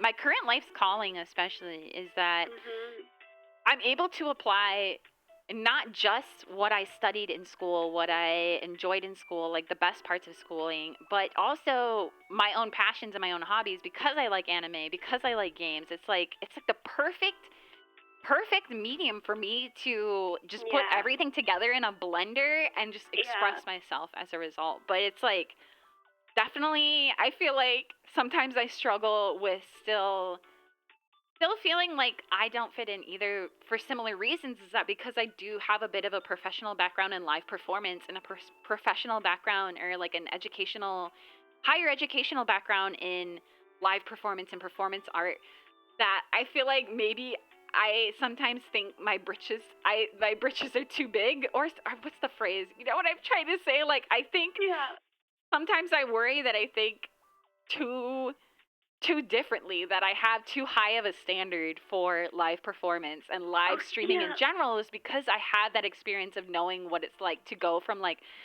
the start of a production to the first production meeting to working all the way, having deadlines, having dress rehearsals, like even for this, I was like, hey, can you meet an hour early? I know that's a lot to ask, but like it would make me feel a lot better if we could meet an hour early. I completely get what you're saying. Rizul! Welcome, Raiders! Hello! Welcome in. Hello, if you're new here. My name is KK. I'm a cybernetic AI angel and your Dempa desktop buddy. Today, we are currently in the midst of our second episode of Radio Heaven, which is my very own radio show I just premiered this year. Today is the first ever episode in which I have a co-host. I am joined today by Jets, Gene Famous. Introduce yourself. An amazing stream. I am so honored to be here on KKcyber. I'm Jets. I'm that pilot tomboy. I love retro stuff and sci-fi stuff, and I hope you guys get comfy because we're talking about social anxiety and imposter syndrome. Yes, so we're definitely to throw on you guys all of a sudden. Yeah, for sure. I just gave you a shout out. I meant to give it to Razul. Thank you so much.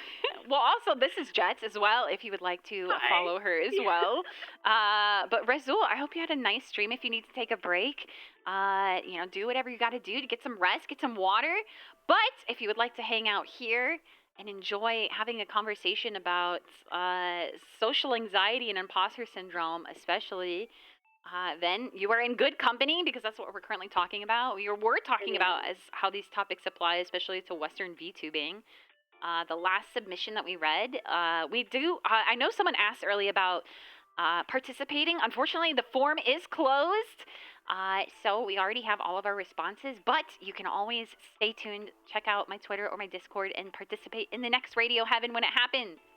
So, but we were talking about how, especially as Western VTubers, it feels like both, not just the audience, but the VTubers themselves, is comprised to a great extent of weird social outcasts. So we talked a little bit about our experience as VTubers and feeling like maybe we don't fit in compared to other VTubers. Yeah. But I am curious, like, what, especially chat, like what you guys think as maybe just like based on your own experiences with other viewers. Like, is this something that maybe you have experience with too, or even, I don't know. I'm not like, I feel like I'm not wording this question the way that I would like. But maybe are there times where you feel like you are synergized maybe with the rest of the chat, or you feel like maybe you're the outcast in a chat? But I've definitely had that too. It's like sometimes this is why I feel like I really don't always participate in people's chats, and why I always lurk is because I kind of hate the attention of being a VTuber in other people's chats. It's like I want to be able to just be another member of the chat. I don't want to be like I'm here because I want to talk to the person. I don't want the attention on myself, right? Yeah. So that's definitely a whole thing. I mean, I'm fortunate enough where if I chat in any of like the Vishayan Girls chats, I feel like most people are so aware of all of us that it just feels like, oh hey, what like how you doing? Like a little nod and a wink. Yeah. But I at the start of this year started challenging myself very seriously to be proactive about talking in people's chats. At the end of last year, I realized that I was aware of a lot of VTubers that I really admired, but I hadn't actually had the chance to connect with them. And I was like, to the extent where I was like, I don't think any of these people would invite me to anything. I think they're all super, super cool. I want to be friends with them. But why is that? I was like, well, it's because it's my fault, because I'm not putting myself out there and showing that I care about these people. And I'm like, inside my brain, I see people posting things or being live, and I lurk and go, inside my head, I go, you're so cool, you're so inspiring, and I adore you. But I don't say that out loud, and so they don't know this. And in similar to what you were saying just beforehand, in regards to like the production value of what you try and bring to stream, sometimes I've worried that because I'm so in my focus of like I'm doing my stream and making it my own way, and this is all my care and all my energy, that it feels off-putting or intimidating to other VTubers. Of like, well, that's just Jets. She's doing her own thing. She wouldn't want to maybe hang out at this stuff, you know. And because I worry that because I try and make things as professional as I can, even if they end up being scuffed, it maybe has this veneer of like unapproachability or not as grounded as maybe some other streamers are, because my streams have a certain look to them. For me, it's like I always fear that it's like a level of like elitism, that people think that I worry that people think that I think I'm better than Yes. others, but I'm Yeah. like, I don't. It's just this is what works for me. This Brain is rot. what Yeah. I want. Like I lack the. I Yeah. sometimes wish that I could be the type of streamer who just shows up, goes live, and figures Yep. it out. But I like Yep. my brain does Yep. not work that way. I have to be like, okay, this is what we're doing Oh today. my god. I'm like, because there's so many streamers have this beautifulness to their streams. I freaking love where it's just like gifs on screen and like it has this pulled together element that just feels so real. And I appreciate it. I see that as no less valuable as the way that I stream or even you stream. It's just a different way of doing it. And I always part times so like, does this come across as as intimidating? And I need to be confident to let other streamers know that I think they're cool. Otherwise, I'm just gonna seem like I'm doing what I did through most of my high school years and into my uni years of, oh no, I'm fine just doing my own thing, and people don't want to hang out with me. It's like, no, it's because you've not made any effort to hang out with them either. Yeah, right? Yeah, it's like Yeah. easy to dismiss that, oh, they don't want to hang out with me because they never said anything. And it's like Yeah. yeah. It's like I know it's like a meme post, but there's like the and they were both bottoms like reaction where they're both blushing, and it's VTubers are bottoms. All of us. we're all No one that's makes the something that first it's like fucking I always move. realize is that VTubers on average, almost all of us are introverts. So it's like it's of Yeah, course we're yeah. never gonna reach out to each other. All of us like we aren't the type to really be like that. So it's like, of course, you have to be the one to take the risk. You have to be the one to offer the olive branch to put yourself out there. And that's a big reason why I even made this radio show is I wanted something in which I could have these conversations with people and feel like I could actually like show my real self to you guys and like show myself real self to other VTubers, because I feel like as much as I love playing games with others and much as I love collabing in different ways, or I guess like, you know, whether we're just like goofing off in VR chat or you know, playing a game, doing something casually, I wanted a means to have real connections with other people in this space. And I'm just really happy that you were like, oh yeah, I'm so bored, I'm on board, let's do it, and it's like Absolutely. yeah. And it's I oh, I was just gonna say, I was gonna follow up with, because we asked how chat experiences that, like as a member of chat. Nauticon said, I feel like each VTuber has their very own, has their own little chat community, and there's compatibility thing everywhere you go. I definitely agree that too, and it's like the myth of the one guy, right? Like no one wants the one guy, the streamer. They don't want to be like outside being the one person that's telling the streamer something else, right? Or the VTuber something else. So I think when it comes to that, a big thing is to not be afraid to lurk more, right? Get a vibe check, get a feel of it, then maybe to participate if you're worried about being like that. But you still gotta put yourself out there sometimes. And maybe you just like don't fit in with the chat. I think there's nothing wrong with still like enjoying what someone streams without participating in the conversation.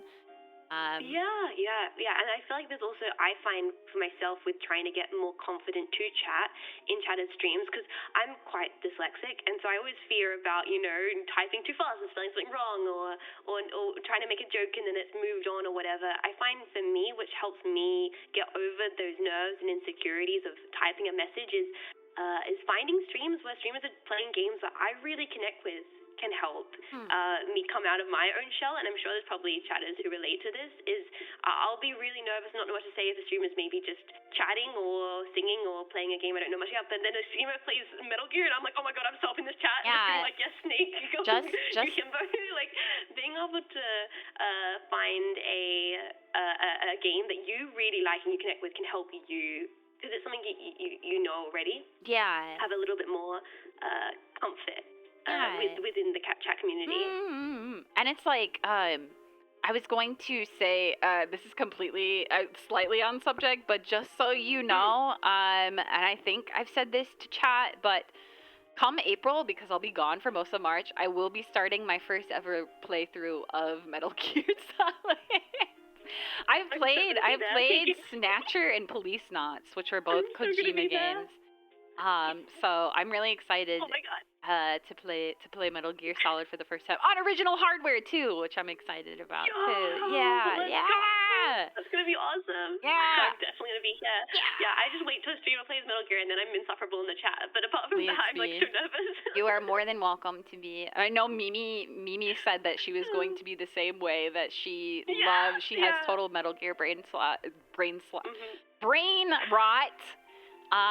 is a brain slut. Brain slut. I say that lovingly, Mimi. Yes. But yeah, no, I'm just making like, you know, the little PN eyes, the little like gooey eyes. It's like, if you maybe want to come hang out, then I'll be playing it. Yes, definitely. Yeah, but that was like my big plot was like to try and get VTubers to play Armored Core 6 so I could be on the stream and help be friends and make I've been wanting to play that too. That was my plot for so long, was like, if you play Armored Core, I can help you. Brackets also become your friend. Yeah. I definitely like. Sometimes I get a little too stubborn when it comes to the games I pick, so it's like. And I just try to pick weirdo games that no one normally streams. Hell yeah. I know someone asked this, and it was either in Listener's Corner or in the Creative Crutches one, about, like, is there something that you want to stream that you're afraid of?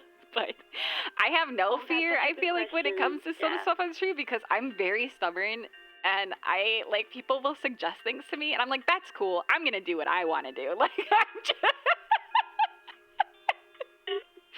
I feel like it's like a double-edged sword, because it's cool, because then it's like I get to show people things that they normally wouldn't have seen streamed, or I get people who are like, oh my god, you're streaming Fragile Dreams for the Nintendo Wii. I didn't think anyone else cared about this game. And I'm like, no, this game rules. And it's like you get the handful of people that are just happy to see something weird getting recognized, but then it's like I also feel more on the elitism, where I'm like, maybe I should play more of the, you know, the stuff that everybody kind of enjoys, so that I can connect with people more over it, instead of being like, hey, have you heard about the video game Elabits? Or like so welcome in, she says, sure. Hello, welcome. Teshi Jeto. Hello, welcome, Shimada. No, I feel that way. I do have to, like, I'm a little bit more like politely stubborn about the games I won't play. In a lot of ways, people will be like, Jess, what about this game? I'm like, no, it's not for me. No, it's not going to happen. I do have the things I like, the things I'll be attracted towards. I know that. I know what that's going to be. I do like, I don't know, and I also, it's been weird though, because when I first started streaming, I streamed a lot more weird games. When I first started, I would do like wacky games Thursday and like go deep diving on Steam and play like Chex Quest and stuff. So I remember the Chex Quest. Comfortable with me just booting up some like highlights or something weird. But I will admit, and this is like being very honest and open about my brain thought, is nowadays I'm a little bit more hesitant to just throw in like LSD Dream Simulator. That's something I want to play because I'm aware that there's like new members of the community who have joined because of things like Armored Core or Metal Gear or playing, I don't know, Sekiro, that are probably not going to want to watch the streams. And me coming to terms with that and being like, oh, this is a one for me moment. Yeah. This is gonna be way more chill. The real ones, you know, the real ones will be there. Yeah, the real ones will be there, kind of thing. And that's like a thing, like part of it in your brain. You're like, oh, but that's like less people, and then just being like, no, who fucking cares? Yeah, like, I'm gonna play that because I really like it, and that's like super powerful. Yeah, and it's like something to be confident to do that. I think a big rule of thumb for me when it comes to that kind of mentality is, and I need to be better about this, is the one for me, one for thee, in the sense that I do something for me that is completely self-indulgent. Like, for example, on Valentine's Day, I played this DS dating sim called Love Plus, where it's like a girlfriend simulator. But then there's other times where, like I said, like playing Metal Gear is something that I know a lot of people have really wanted me to play, and I even said I was going to play it at my debut like almost 3 years ago, and I never did.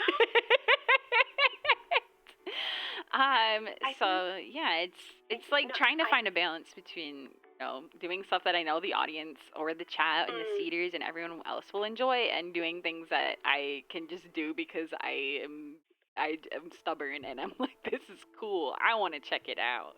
I think for me as well is like being very honest is I still like, and this definitely goes into imposter syndrome quite heavily as a conversation topic, is I for one, and this is like, I'm so annoyed because I'm like, I wish I could be one of those streamers that's like, oh yeah, I'm here, full intention, be famous, get money, get bitches, and that's been the goal since day one, and I could like stand here and confidently say that, because that would be badass and cool, and if I could say that, I would, but that's not true. That's just not me not being honest. That's just not being sincere. The sincerity is I just got online because I was like, I'm gonna try this, and started playing things I liked, not sure if anyone was gonna like it, and I've been fortunate in regards to like, actually playing Deus Ex and playing all the Metal Gear games are quite popular and people are gonna stop by, and so this kind of thing of accidentally having people interact with you when it was never that much of an intention, like bolsters this imposter syndrome of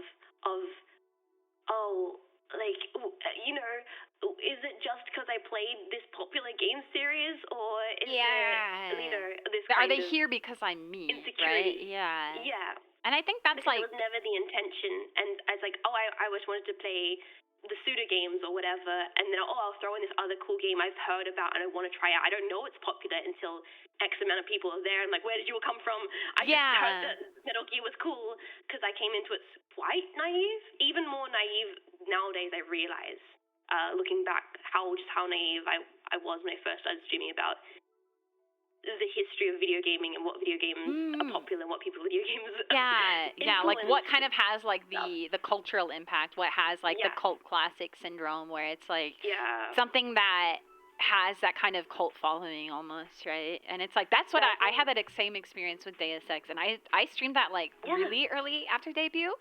But I was really happy I did, because it's like, I didn't realize how much of an impact that it had on gaming until I streamed it. And it was something that, a friend was like, hey, you should try this. You like games, you like sci-fi stuff, you like cyberpunk stuff, you like stuff that's like kind of old, you like guns, maybe you should check this out. The story's really cool. And I was like, okay, sure. And then I didn't realize how much of a cultural impact that Deus Ex really had on like PC games back when it came out. So I love Deus Ex, but those things like stumbling into it. I'm like, I'm gonna try Deus Ex because I think it's cool. Yeah, and then right. like, other people also think this is cool. That's awesome. Cool. Welcome in new people. Yeah. And that really getting to the imposter syndrome thing of feeling like, well, because what is really imposter syndrome at its core of like, I don't deserve this in some kind of way. I just have accidentally they don't actually care about me. They just care about the subject, and it's like, I think that's something that being a variety VTuber is so, it's like why I struggle with imposter syndrome as a variety VTuber is like, because I do so much variety, it's like, I'm like, do they actually care? Like, if I take these risks, is it I try to convince myself that people are here because they like what I do, because they don't really care, not necessarily that they don't care about what's on the stream, but that they're here for me. But it's like, I don't know, I feel like I'm not finding the right words for what I'm trying to express, but it's very much, easy to fall into the trap that I'm like, if I don't stream, or if I don't, like, for example, I do ASMR, right? And sometimes I get really worried that people only care about my ASMR, that I'm like, no one wants to hear my annoying, rowdy, annoying, bratty side. They only want to hear the soft, like, cozy, helping you sleep, helping you relax. If I show this kind of bratty, strong, very stubborn, loud, rowdy, weirdo side, that's like, that I'm like, not gonna find success or whatever. And it's like, I'm happy that there's people who have enjoyed the ASMR and still enjoy this other, the additional side of myself. And it's like, I try to tell myself that's just the gap moe, right? It's knowing that there's both sides of the same tenshi is what makes me well-rounded. So Like, maybe I you have don't know. something like that too, where it's like, Yeah, I you mean, I know, feel like sometimes I wish that I was like the streamer archetype of like I am so charismatic and my balls are so huge and entertaining and everyone loves me. Because that would make it like so nice to just have that that sort level of of, insane range confidence that yeah, some streamers, really popular streamers, have. That's sometimes necessary to, I guess, be able to handle X amount of people watching them. And if we're going to get very honest for a second here, in case we yeah. deep dive into social imposter syndrome, there was a point, about a year ago, maybe now, when I was streaming still early on and starting to have more people start watching me out of nowhere because I was streamed like no one for so long, and all of a sudden there was people watching me like crazy. I was like, "What's going on? Who are you?" And that seems silly now because there's even more people swing by streams nowadays than then, which boggles my mind because my brain's like, "What are you here for?" Yeah. It's one of those things of there was this point where there was more people swing by, and I was like, "Can I handle this? Like, am I?" Like, I had this self-reflection moment of like, am I the kind of person who's psychologically strong enough to deal with actually entertaining this many people? Because I didn't Yeah. go into it knowing if that would ever happen. And when it started happening, I had to like sit myself down in the shower on the bottom of the shower floor and Oh, have you the water too? over my head Girls and love a good shower brood. Girls and be like, love to brood in the shower. I be understand. like, realistically, should I stop doing this? Am I strong enough? And then being like, I'm not going to know unless I keep trying. And so I've kept trying. Yeah. But it was like a realistic thought I had where I was like, this might keep going, and can I handle that? Can you keep up, right? It's like the mentality yeah, can I of keep up with it? Can I be, do I have am I mentally strong enough? Because like I don't have the ego cojones of like I am the best, Yeah, like what everyone if must love me. love me, yeah. Like, and if you don't am I love me, mentally, there's the door. yeah, exactly. I was like, no, I'm a quite emotionally vulnerable person. I have been my I whole life, and I understand. was like, I need to realistically think to myself, should I just become a teacher? like, Yeah. am I not? Do I not have it? And I will say that like being a VTuber is incredibly powerful because I feel like it allows me to separate a little bit more than any other form of art form my personal insecurities from my ability to be creative, and I really value it because of that. Yeah. I think it's the reason that it allows me to be able to create stuff in a medium that allows me to also be comfortable negotiating my own personal insecurities that I've had my whole life. Yeah, and it's like I just want to echo that I struggle with like the same thoughts of wondering like really trying to decide when enough is enough when it comes to like an audience, I guess. And I get really scared about taking risks or trying to put myself out there or getting like trying to, not that I've ever really like, numbers are always going to be there. It's always going to be in the back of your head as a streamer, no matter what. But trying to get more reach I get afraid of it because I'm like, what if I can't handle it? What if someone, because I also am very, very, very much emotionally vulnerable. I say all the time that I'm a glass cannon build. I'm all DPS, all damage, but no defense. So I'll come out swinging super strong, but the minute someone even just like says one thing to me, I'm just like, why did you say that? Did you mean that? Like, I'm like, why would you say that? What's wrong with you, right? It's like, yeah, and I've gotten so much better in even the last 5 months, I think, with processing like any kind of negativity in the VTuber space, or self-negativity or self-judgment. And like I can admit that I'm still improving on it, but I can actively sense myself improving on it. And that it's an important thing to have to process through, that I never thought I would have to, because Lunziken was a fool who went into this without any intention. I really should have. Like, I really should have probably been a little bit more like, I'm going to be famous, it's going to be massive, and everyone's going to love me. Because going girl into who this makes thing, her name Gene famous, suddenly shook, suddenly confused. Huh? What the? Like...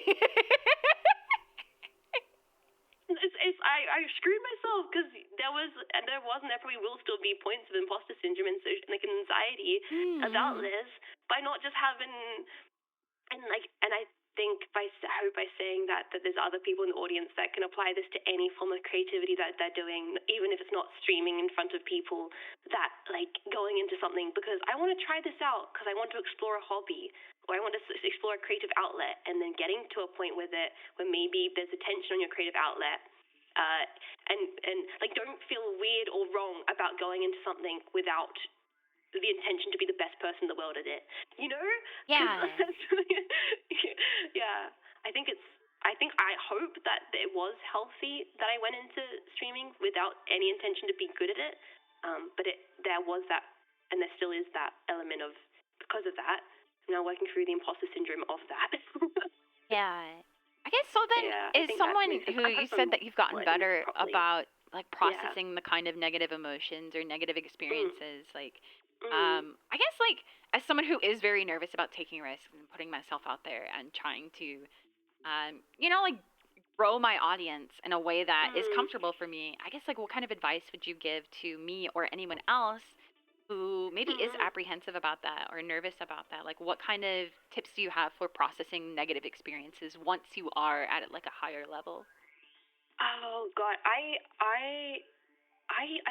think as VTubers we have this power, and it's better to embrace the power. And I can only talk about being a person on the internet as a VTuber because that's what I've experienced. Yeah, same here. In this regard, because it's like, but it's actually acknowledging the power of that, of being able to step away from yourself as a VTuber and into yourself outside of being a VTuber, and those being separate. I think it's very easy as a creative person to put your worth into what you make. It's so easy to do that. Like kind of like knowing when to log off, when to disconnect. Yeah, it's like it's knowing to separate. Because VTuber walks the line of creativity and of self, and it's hard to then, because a lot of creative people put themselves into what they create, and when what you create is yourself as an avatar or a platform, it's so easy to have, if that's being criticized, be like, oh, I'm being criticized, and I'm that negative comment on what I'm making is actually degrades my self value as a person, and it's to try and sever that to some extent, of being like, okay, maybe one person or the stream didn't feel as good today, or as my best ability. That's okay.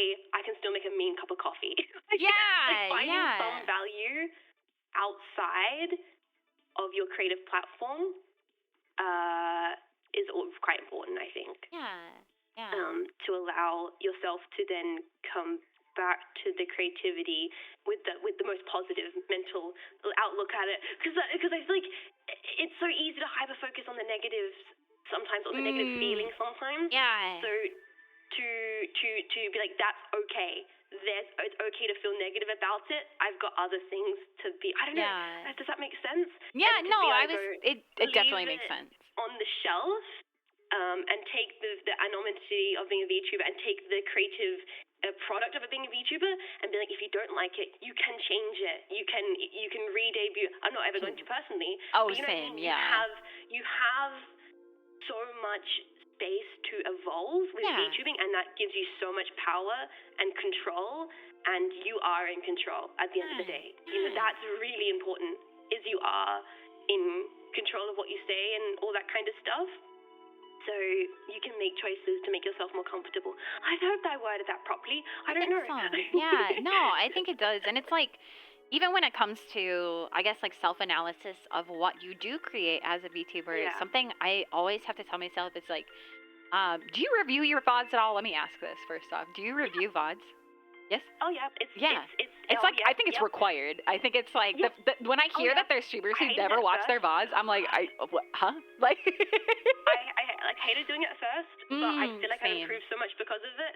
And it's I don't watch through the whole thing. Oh, same. There's not enough time in the day. I will skim, and I'll see if I'm not talking, or I see if I could have made a funnier joke, or I will see if I screwed up something like audio, or if I've missed chat messages and they go, I'm so sorry, chat 5, that was so funny, and I feel so bad. Oh my God, no, Shimada and I were actually just talking about that the other day, about how like one of the worst things as a streamer is when you watch watch your VOD and you see a chat that you're like, I could have riffed off this, and you didn't even acknowledge it while you're live, and you're like, ugh, you have to just cope with the fact that like your streamer brain was like, this is not necessary.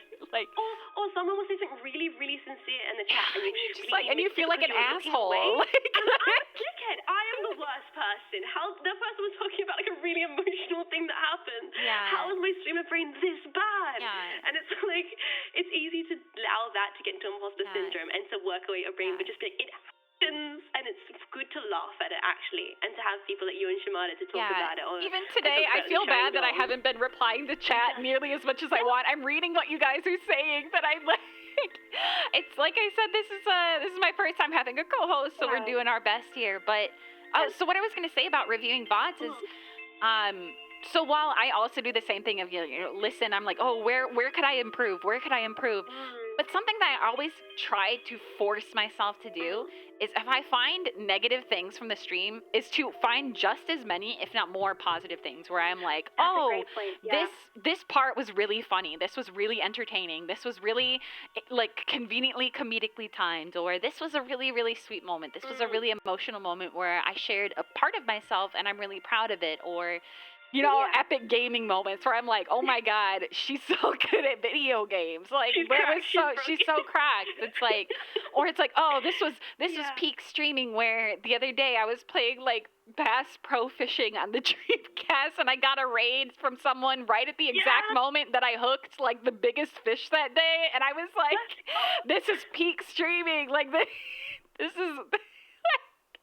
so it's trying to what helps with imposter syndrome, especially as a streamer for me, or just as a VTuber, performance artist, whatever you want to call it, is trying to find just as many positive moments as I do negatives or things that I want to improve on. Is trying to find things where I'm like, okay, yeah, you are doing this good. You're great at what you do. Like, everyone can always improve. And I think to kind of like try to wrap up this topic before we take our quick break is...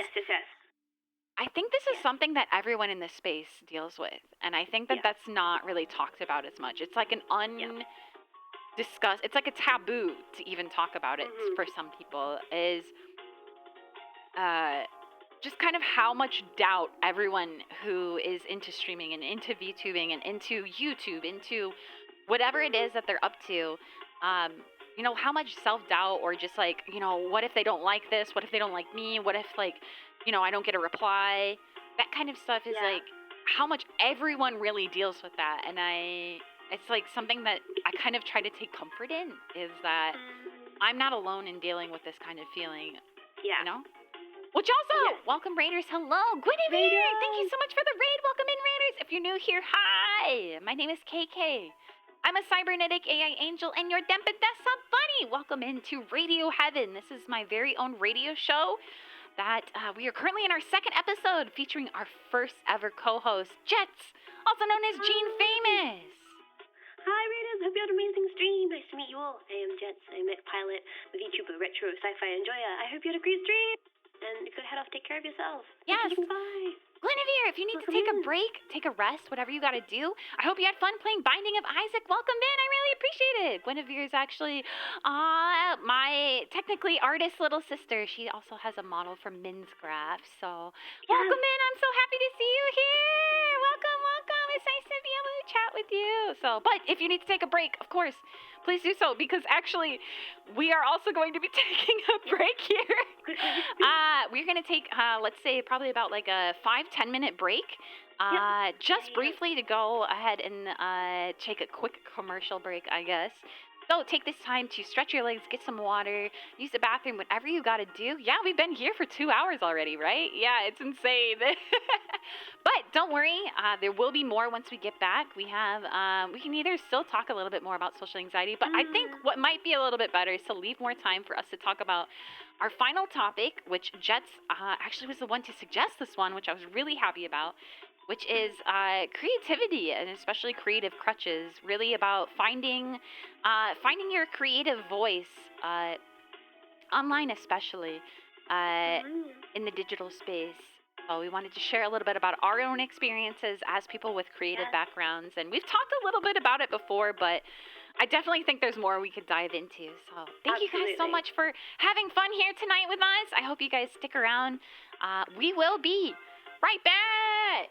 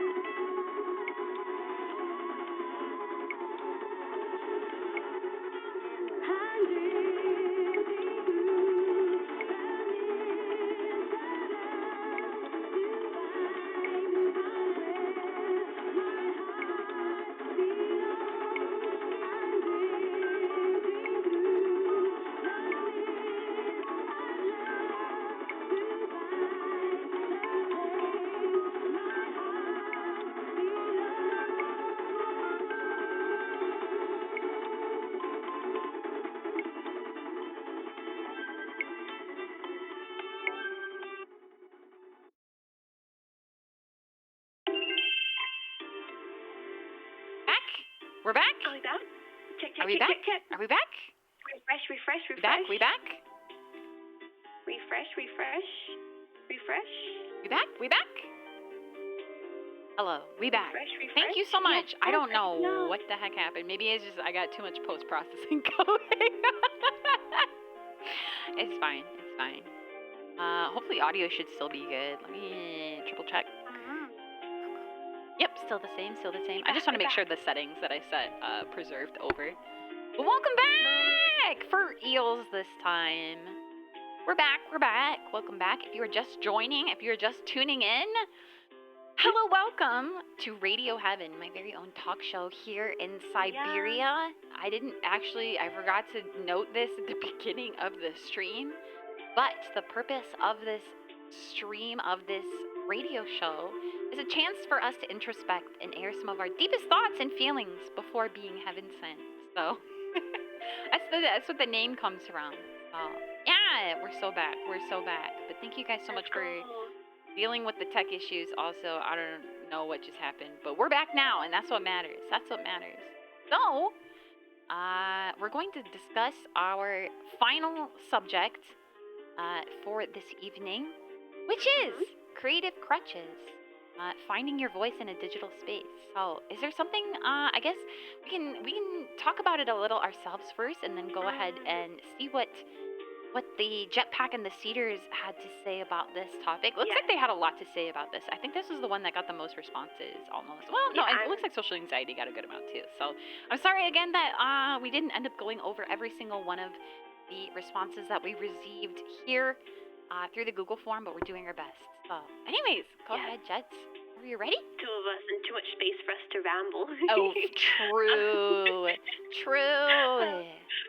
But yeah, I kind of brought up creative crutches because I thought it'd be an interesting thing that we could relate on. That's a unique experience to us and maybe other VTubers, but it also expands upon in the wider outside of VTubing of like, I don't know, the way our experiences and relationship with creating stuff and having a need to create stuff, how that translates to the way we stream, the way we create our streams, and the way other people interact with that kind of stuff. I don't know, I thought that would be like a great conversation to open up. Yeah. Because we talked about it a little bit beforehand, earlier with like the imposter syndrome of us being a little bit too much perfectionist, and where does that come from, and you know, this urge to make things look a certain way, and why is it important to us? And I really wanted to kind of chat about that. The urge to have the overall high production, for sure, or as high as you can be as an indie, right? It's like a struggle within itself, is just being one guy and having all of these lofty ideas and be like, wouldn't it be cool if I did this? And it's like, wait.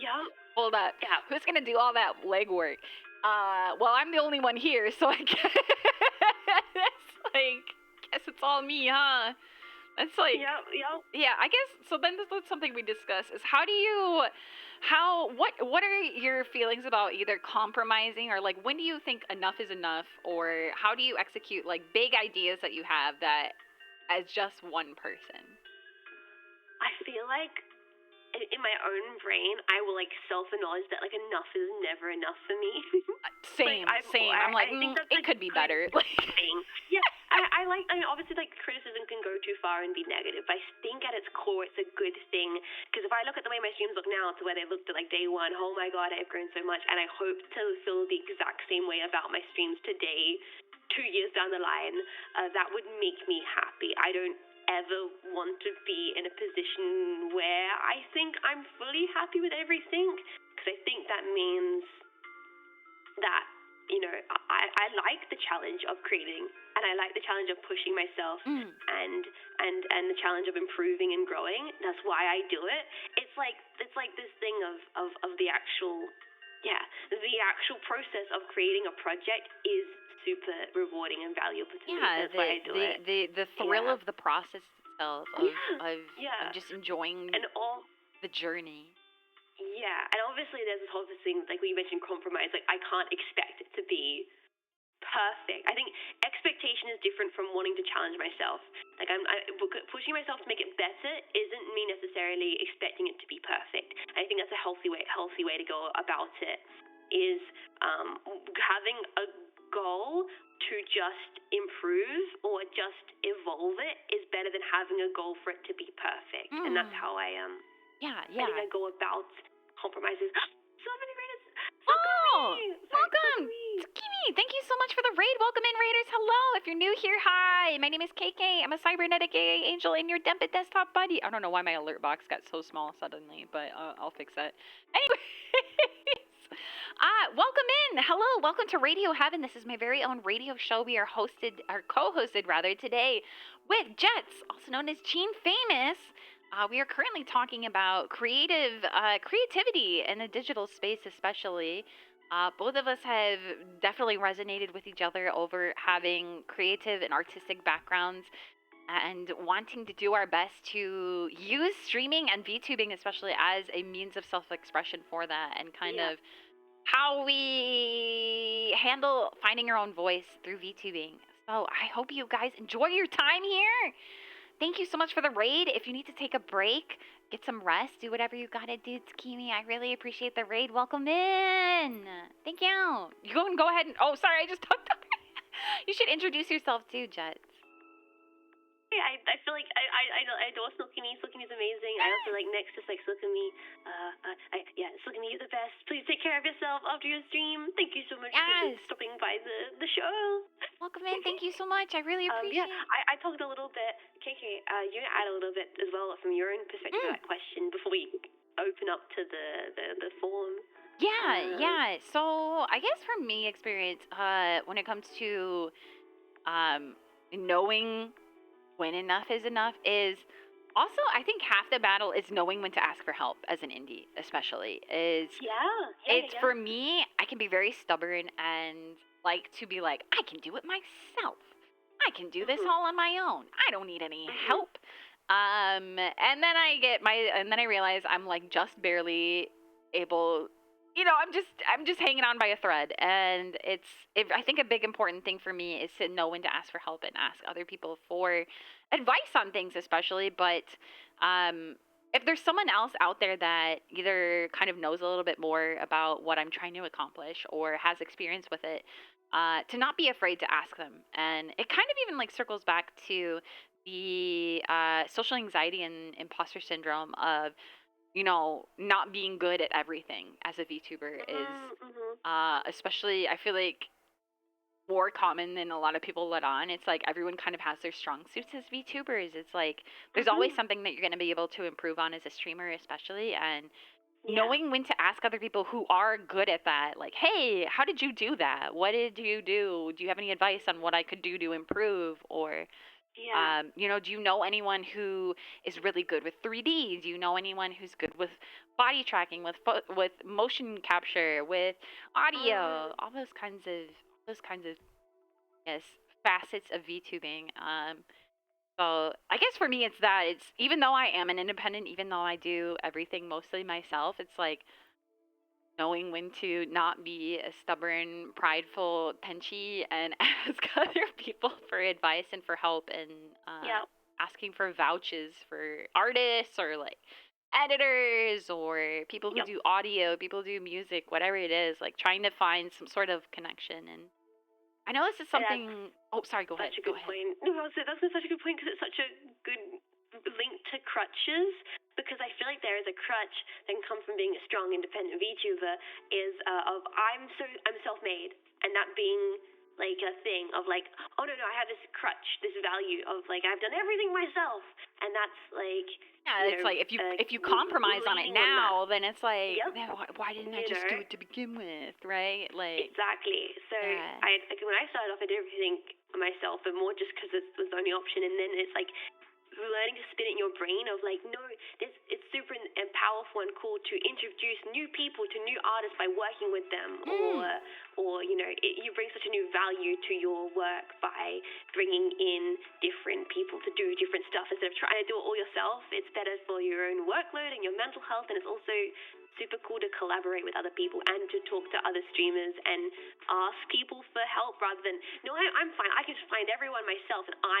found them and I'm cool because I was the only person that found this artist. But no, sharing and creating connections for sure. And it's like, and I think super cool. part of the best thing about well, I'm like some of my assets I've made myself, and it's like I've even talked about how you are the one that helped me with my overlays, and it's like knowing when to ask people for help. It was like I said, I can do some graphic design, but it is definitely not something that I'm totally confident in. And I know you even said like I'm not really confident in it either. And I was like, okay, but I really like what you've done already. So, but I'll just give you something and you can do whatever I'm really happy, and you with knocked it out of the park. Honestly, like you were the perfect person to ask for help with it, and I'm so really appreciative. I'm glad you did. I'm always like open to like helping other people who I'm inspired by with their things, because it makes me inspired as well. It's like you feed off of that creative process of helping other people with stuff. And that's what we talked about a little before stream was, I think like one of the things that sometimes is like a crutch or is scary about working or trying to reach out to other creators or other artists to work with is I always prefer to work with people who are just as passionate about the project as I am, who don't just see it as like a paycheck. They don't just see it as a job. They don't just see it as, this is just something I'm doing to kill time. Like it makes me so happy that, especially because I didn't draw my own VTuber model, that, it helped with the character design and the, the overall design, and kind of mentioned to Bins like, what if we did this? Would it be cool to do that? But the fact that Minsgraph, who's my artist, is just as passionate about the character design process and helping me realize my own vision while still having his own taste reflect in it. It's just a feeling I can't really describe, and being able to have those bonds and work as a collaborative effort. And again, with my own experience in the performing arts is, I talked about how productions aren't just one person. I mean, sure, there's one-man shows, but to make like a full performance, any sort of event, even if it's a concert, even if it's not just like, a play or something, even if it's whatever it is, there's always going to be a team of people. It's always a team to create something bigger, and being able to collaborate together is something that I really wish there was more of in the VTubing space, and I know that's what we talked about too. And I'm really happy that that we've been able to find that a little bit more ourselves, especially. And I'm happy to find it with you too, especially Jets. And we talked about, I think it's like easy to be afraid to share ideas with people. I think there's like a common misconception that if you share your ideas, they're going to get stolen or something, or like if you share your ideas too much, that if you don't follow through on them, that people are going to be disappointed. But I think it's important to be able to talk about ideas that you have and share the process while you're working towards it, especially as an indie. Yeah. I think as well there's also a VTuber tradition of debuting, which means a lot of stuff gets hidden under wraps because you want it to be like, and all of a sudden there's this massive thing that's been worked on for years and you had no idea about it, and it has all this crazy stuff going on about it. But with my recent stuff I've been working on, I've really been enjoying just sharing a lot more of it openly with my community. Just being like, this is what's being done and this is being made, and I'm keeping a few things under wraps as a little bit of a surprise, but it's very, I think, I think it's unfortunate in some ways that VTubers don't share the process as much with the VTuber community or audiences or whatever, because there's a lot that goes into it, and I feel like a lot of VTuber enjoyers would love to know about how complex it is, how intense it is, how much happens with it. Yeah. A lot of it gets hidden, and I think it's a shame because I think there's a lot of value that comes from the process of making a. I definitely think it's a balance too, because I feel like there's something that's like a little bit exciting about kind of keeping something like as, pure away from the audience, as your own passion project, as your own thing that you're working on, that you can then share all together. So, but it's like, it's definitely trying to find a balance for me. Like even I know we talked a little bit about how both of us are working on 3.0s. I don't actually think I mentioned it, but I'm also working on a new outfit for myself, and That's so exciting. Hopefully I want to go towards doing a little bit more of like a story behind it, and I never really have too much. It's like any sort of like lore or storytelling I've had with VTubing is just like me winging it and during a Zatsudan, or I never really did anything like too in depth with the motifs that I've had. So it's like I'm really excited for this thing because it's kind of my first adventure into that, of having a little bit more of a, I guess, like a story to tell with it, and it's definitely going in a direction that I don't know, maybe people expect, but I'm really excited. So really excited to kind of branch into that too. But it's like at the same time, it's like I want to keep it to myself so that it's like the reveal is like, oh, a big deal, but it's so hard because I want to talk about it too. So, I haven't decided. So. No, that's like so exciting because I'm on the opposite hand of like the lore has been so ingrained in my VTuber stuff since like day one. Like since day one, I went very heavily on like the kafabe, the kfab, the characterization, and I still do. And I think crazily enough, I've actually had to train myself to be more comfortable with letting more of myself into the world. I, for ages, was incredibly rigid with my world building, with everything being like a portmanteau almost for what was happening in my life. Like me just saying I went to art school nowadays openly has been a whole process. Yeah. I used to be very specific on like it's mech studies and it's a wink and a nudge of what it is because I did not want to violate the immersion of the characterization. Yeah. And working towards just being like, you freaking freaks know this is a vulnerability because I think it does break down the world building, which I find incredibly valuable. I find it very valuable in my creativity to create a world. I think it's something very unique that VTubers can do. I don't think it's something that every VTuber needs to do, but it's something that I find a lot of joy in is existing within the world building that I've created. Yeah, like doing more than just streaming, telling a story, right? And having that kind of, because the thing is, like, for me, I was always passionate and have like a strong sense of my overall, I guess, overall experience, aesthetic, I don't remember, like concept, I guess, but I didn't feel the need to tell a story with it, right? Like I felt like I was already embodying it so much between what I was doing live, actively in the moment, the kind of song choices I sing for karaoke, doing ASMR, the types of games I was picking, that I felt like the theme that I had, that I felt like I didn't need to tell a story because the story is being told by live streaming. We're living the story actively together. It was like kind of my overall philosophy behind why I didn't do the lore, that I'm like, if I have a story that I tell a story, then I felt like I was cornering myself into having to have this set of rules in this world that I created for myself. And by not having one, I was able to kind of, work on it together, have it be open source, so to speak, with the seeders of writing the story together, right? Like working towards it together. So yeah, environmental storytelling for sure. And that's always, I love environmental storytelling. That's something that I love the most about a lot of my favorite anime or movies or things is really just not having to have a story spoon-fed, but being able to observe and understand the kind of thought processes, the story, the experience that the characters are going through. So I can also completely relate to that because despite being very aware of my world building, I do try and approach it from that it's revealed slowly way. Like all the lore videos I've ever done have been intentionally obtruse. That's what I've always liked about yours, and like I've taken a lot of inspiration for myself. Is that like, especially because like I said, I kind of want to like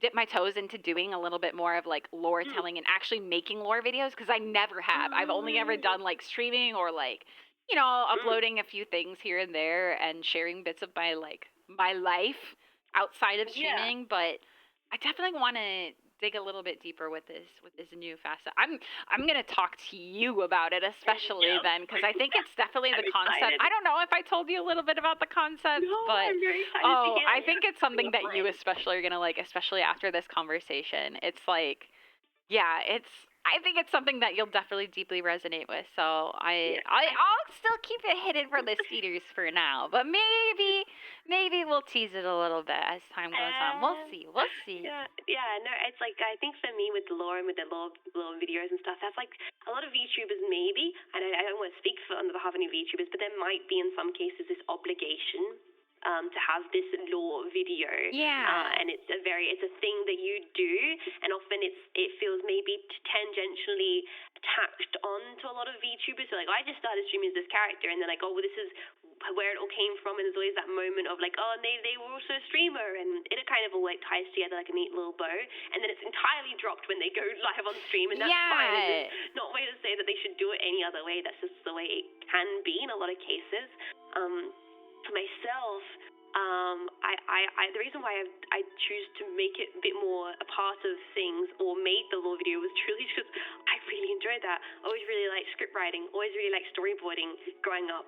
It was just personal passion thing, and like hiding a Synapse logo somewhere, or being able to be like, there's no clones, and everybody goes ha ha ha ha ha, and make it part of an active dialogue of the stream. Like a living story, ARG kind of, right? Like, exactly. It adds a lot of fun to it. Clones, what is that? Exactly. And it adds so much value that I personally get from streaming that other people might not, and that's fine. But for me, I love that.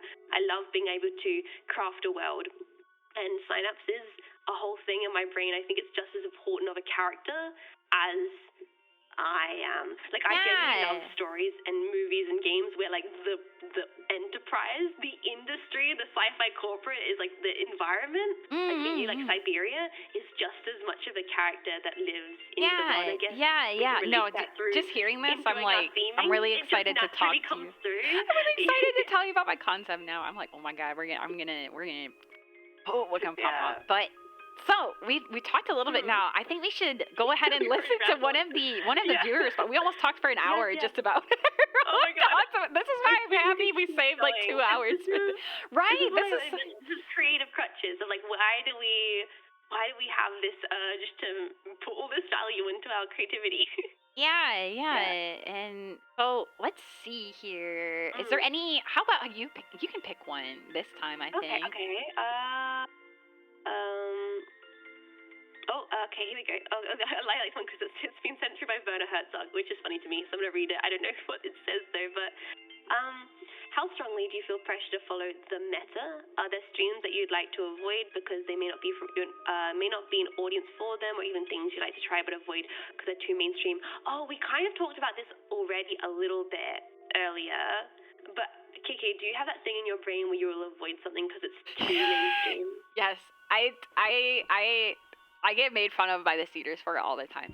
Well, maybe not made fun of, but I'm always talking about it. Like, it drives me insane when there's something I want to do, but it's like whatever is popular, and then I don't know, maybe it's just because it's like the hipster in me or what, but like it's it drives me crazy. I'm like, I get more adverse to doing something if it's like the trend, right?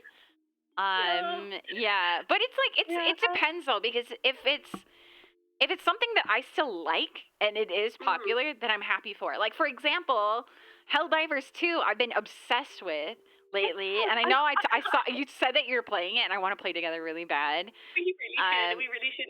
Yeah. Exactly about Helldivers. Like, this is so cool and sci-fi, and it's like a goddamn Paul Vanderhoven video game. Right? And it's like and it just plays so fun. It's just really good. So I'm like happy that something popular is something that I am passionate about. And I felt that way even with like Needy Girl Overdose. It was like, it felt like it was very much the game of the week, or like game of the month when it came out, but I had been following the game for so long. I was just happy to see it get success. Yeah. That especially just knowing that it was like created by like one person basically, so or just like a really small team rather. But yeah, but I definitely still feel pressured sometimes to follow the meta, or rather, I get frustrated by the meta because it's like I feel like I have to really pick and choose what I share and what I don't, and Yeah. kind of like vice versa. There's times where I feel like going against the meta helps me enjoy games on my own. I don't know, I don't know if I do a lot of gaming still off stream. Like, there is games where, like, this is my me time. This is the game that I play for myself. Because if video games just feel like a job for me, that I'm like, why am I even doing this? Yeah. And that definitely feels like how Helldivers 2 is, but where it's like it's my girl's treat. It's my experience to just be a little Helldiver, drop down, go insane with my railgun, maybe explode myself, maybe kill a few people on accident with friendly fire, like. So I don't know. It's things that I would always want to try but avoided doing. Okay, so that's the thing, is Metal Gear was that for me. I debuted back in 2021, and in my debut said I was going to play Metal Gear, and then I felt like it was like all the VTubers were playing Metal Gear, and I was like, well, I can't do it because no one wants to see it. I know, and that's what I realized too, and that's why I was like, fuck it, I don't really give a crap. I want to play this game, and they still are. Exactly. Yeah. But it felt like, and it even circles back into imposter syndrome. I think a big reason, it's like the hipster brain, but it's also the reason I don't always like following the meta is because I get afraid that I'm not good enough for the meta. That, like, if I stream what everyone else is streaming, well, they're not going to want to watch mine because they already watched someone else play this game. Or, you know, they'd rather watch someone who's better at this game. Or they'd rather watch someone who, like, knows more of the lore, or who's more passionate about their headcanons for the game or something, right? Like, that's why I tend to avoid the meta, is because I get afraid of not being able to be original enough to play a game that a lot of people have played, I guess. That I get stuck in my head thinking that I'm not going to add anything new to it, right? Yeah. So, I don't know, maybe you have experiences with that too, but I know you've been playing a little bit more. I've got a very specific experience that relates to that it's like, has been my trial by fire to now at my point as a streamer, I've started to grow out of that feeling, and that was Armored Core.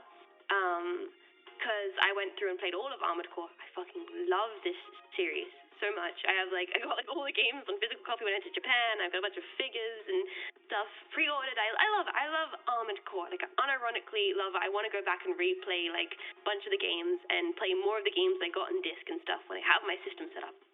I love it, and I went through and played all of it. And then obviously, when Armored Core 6 came out, I played it right away. But obviously, I went on to see a bunch of other streamers, peers, not peers, go and play it. And obviously, a bunch more people watched them than who watched me. Yeah. And it was this thing of like, they don't look like I do. And they're all like people who preferred their playthrough of mine or whatever. And I felt that way with Needy Girl Overdose. And it's like, I know that's like kind of a meme game at this point, but it's like, because that game especially has so many like facets of early internet culture and just like a lot of depth to it, that I was like, they don't understand it. They don't get this reference. Like, when they said Raven, they didn't understand it. It was more important to me. Blah blah blah blah. Yeah. And like, this is me being very vulnerable and saying this, but I had to sit myself down and just be like, no. My experience and my playthrough of this game was valuable to me because I enjoyed it in my way. To my community who stopped by and enjoyed it for my way, enjoyed it their own way, and that's fine. Like, and being like it being the people who want to see me enjoy it and enjoyed that stream were there and will be there if they want to watch VODs.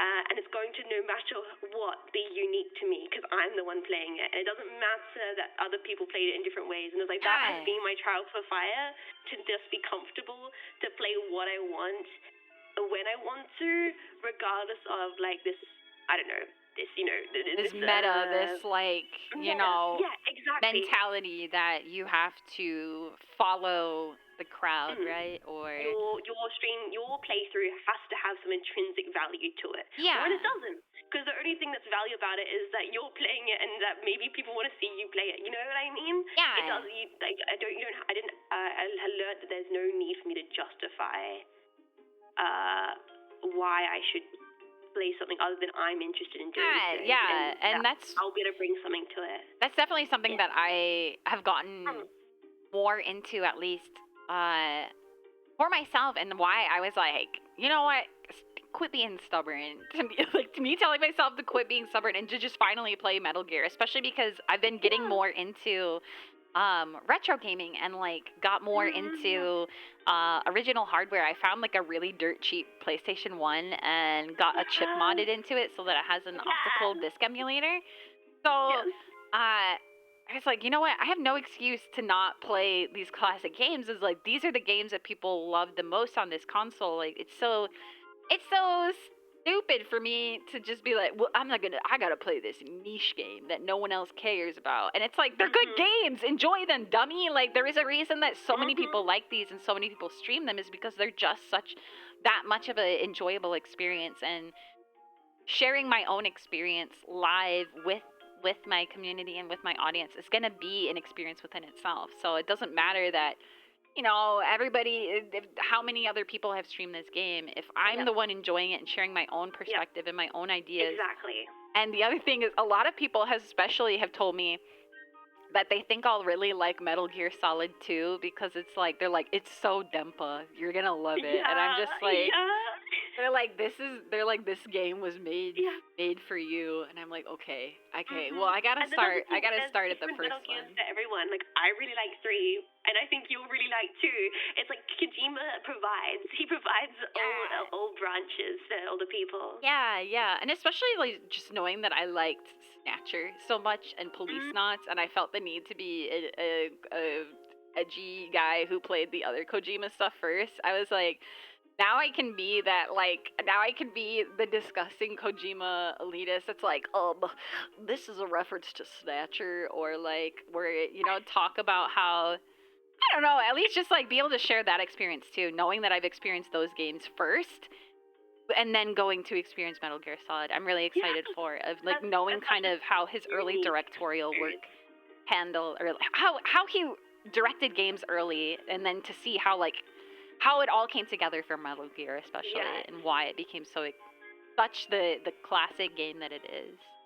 Yeah, so I really valued playing MSX and the games first, and so I encourage people to do so, because I was like, I genuinely think it gave me a unique experience that was different to other people's experience, or me seeing a Zone of Enders figure in the background and being like, oh my god, and getting that reference that other people wouldn't, or other people would, and it just, everybody has their own unique playthrough. And thinking about, is your playthrough better than another person's, or does it have more value than another person's, is only going to not make you not enjoy it. Yeah, it's like, it's only going to get in your own head and degrade the experience overall. It definitely, I think that even like parallels with the comparison, like fallacy. I wouldn't say like fallacy, but just like the imposter syndrome kind of comparison complex that a lot of VTubers, especially, but just streamers, online people, performers, artists, doesn't matter. Anyone who does creative stuff is like falls into the comparison complex of always seeing, well, this person did this, so it's just like you can't. We as people are always going to compare ourselves to other people, because that's how we learn about our worlds, right? That's how we have learned about the world we have evolved as people and as humans, is by comparison, and how we've survived this long. And it's like, it's an intrinsic part to compare yourself to other people and compare yourself to the world around you. So like, easy to fall into that, but at the same time, it's like, you have to realize that your own creative voice, your own point of view is completely original. And even if you and someone else have experienced the exact same thing or had similar life situations, just the fact that you both have completely different eyes and completely different brains and completely different field of view is what's going to make it that much more unique, right? And to really lean into the fact that you are your own person. Yeah, I was going to say, authenticity always will power through. and it's like it will help us. It help like imposter syndrome. It will only be like bolstered by this attempt to conform to something, because you're not, because then you are like losing your sense of self. And being able to be confident in your own creativity, it will allow you to be like, no, it's genuine, and it's me, and it will help with that comparison. Doing things because you want to do them, not because you should do them, right? Yes, and I feel like if anyone's ever doing the whole like, oh, I think I need to be this way because this is popular, or speak in this way, or act in this way, or do this, play this game because it's popular, I feel like most people can read through that, or audiences can read through that. For sure. Read through that. You internally it'll end up eating away at you. Then that people that choose to approach creativity in that way. Passion is always going to speak volumes. Like even if you're nervous about something, even if you're stuck in your head over it, I think as long as there's passion, it's going to speak the volumes that you need, for sure. Or at least I think that's what I tell myself, right? Yeah. I think also spinning insecurities to be a superpower. Is that superpower such a dumb way to say it? But spinning insecurities to be like a strength is also really important. Like, I'm not necessarily the smartest person, nor am I necessarily really good at video games. So it's quite easy for me to be like, oh, why would someone watch me play this if they could watch someone play it really, really well? And then realizing, wait, no, that's something that's special about me, is I'm going to fuck up in such a way that is only possible by being this bad.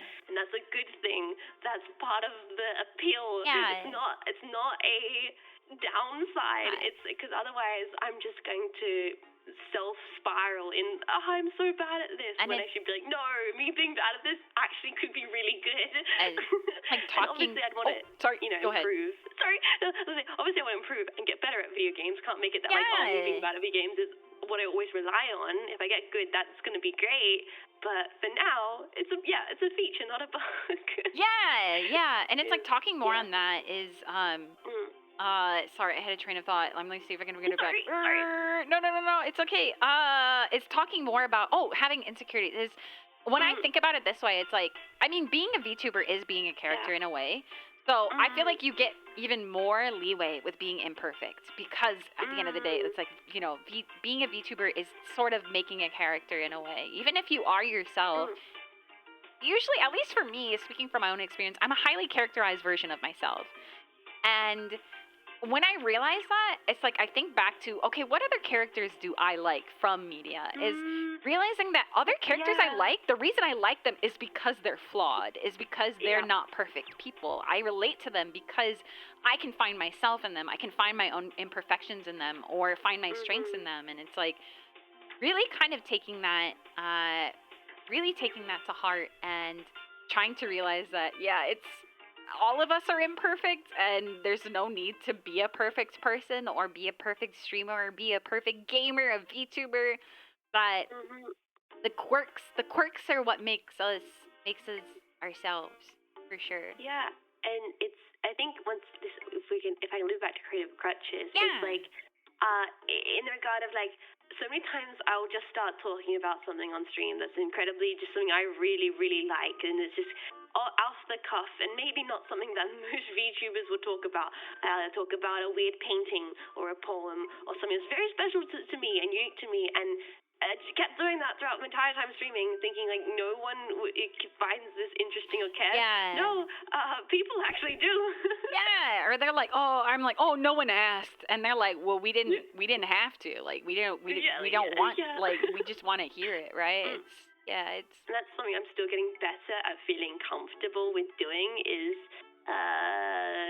just being okay with just talking about the strange stuff that I want to talk about, that are my interests, because I've never confident doing that for most of my life. Be like, no, people don't know about this, people don't care, and that's been a whole thing to work through and get comfortable through, and probably an imposter syndrome thing to work making over. People care, right? Like, even if they don't care, it's having the passion and having the confidence, or not even necessarily confidence, but the power enough and like passion enough for what you're talking about that people want to care because you care. It's like an infectious amount of passion that seeing someone be so interested in something makes me want to be interested in it, even just as a viewer and Yeah. as like a person. Yeah. Is I want to figure out why yeah. they're so passionate about it and be able to look at it myself and see what kind of meaning I can draw from it too, whether it's like a painting or a series or a game or whatever it is. It's like being able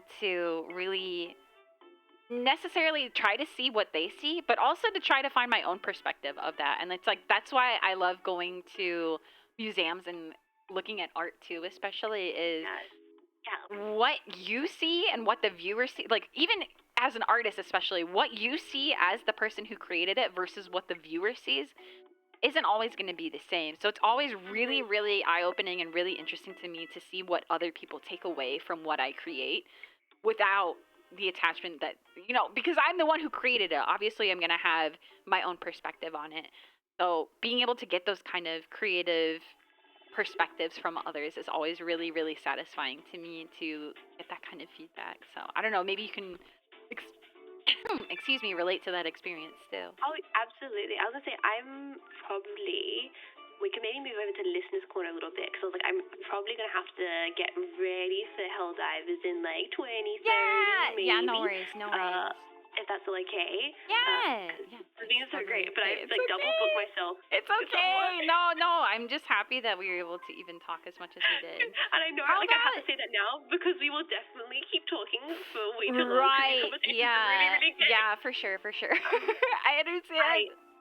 No, I completely, I was like, we're going to ramble in the best way. So I was going to see if there's another question in Creative Clutches before we move on to... Yeah, I had one last one that I thought was interesting. Yeah, go for it.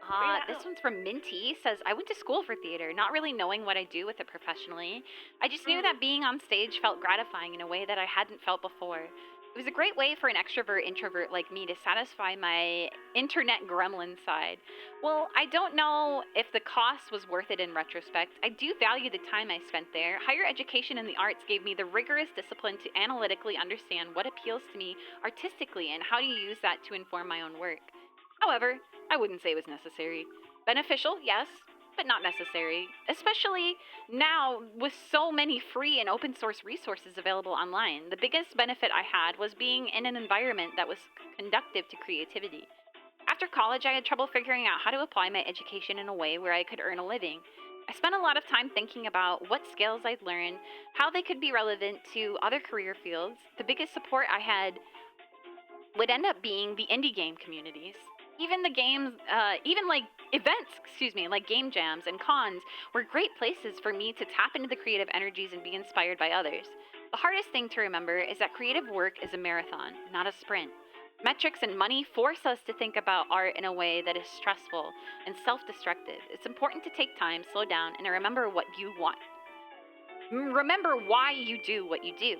I say that because I've had a lot of trouble internalizing it for myself after getting my start with indie gaming. I moved into a AAA games thinking I could spread creative positivity there. While I'm happy with the work I was able to do in corporate gaming, the inherent problems with it are far larger than any one person like me could change. This was a hard realization, especially because I put so much passion into the work only for it to be swallowed up by the corporate machine. The most important lesson working in corporate creative environments is not to make it your passion. An organization where profit is the main incentive does not have its people as a priority. Be passionate, be driven, but do not tie your worth to the work. Do not tie your worth to the work there. It's been a struggle to find my creative voice after spending so much time in a corporate work, but watching more indie livers has been giving me a lot of inspiration. I'm not fully back in my creative headspace, but I'm working on it, and indie streams are a big help. Even something like this has been a wonderful way for me to stretch my creative muscles again. Thanks for giving us a platform to share our thoughts. Looking forward to being inspired by more cool VTubers and VTuber fans. Sorry, that was a long one. Thank you so much, Minty. I really appreciate it. It's nice to hear that this isn't something that like just is relegated to just one industry, right? It's like, I mean, I kind of knew that, but it's like, still nice to hear from other people too. So, yeah, I think it's nice to always want more. Like grass is always going to be greener on the other side. I feel like with especially like even VTubing, like VTubing corporations is like so it's still an enigma to me even, right? Like because I've been indie from the start that um really really trying to figure out when like what are the best bets. It's like you it's like hard to fall into the mindset that I think that like by having a bigger team and having like company backing that I'll have more resources to be creative. But at the same time it's like you have the opposite experience of, well, then you have more restrictions because then there's investors and there's people who want to see numbers and they care more about metrics. It's like, I don't know. No, that's the whole thing. The grass is always greener. Like indie. I think indie for me is the right choice. It's somewhat the harder choice. I think we are also in a powerful position to make it an easier choice, which we don't have if put in the position to be in a corporate. And that's, once again, I always feel like there's a slope of like, whenever I say this, I'm not shaming people who are in corporates, and I understand every reason why someone would be in it if the dynamic's healthy. To me though, we have such an openness for it, and then the potential to network and to find other people and find our own support networks. And I hope, and I love the idea, and I feel like you agree, in the future to create more dynamics for indies and more networks and teams to help people with projects and make things more possible for us.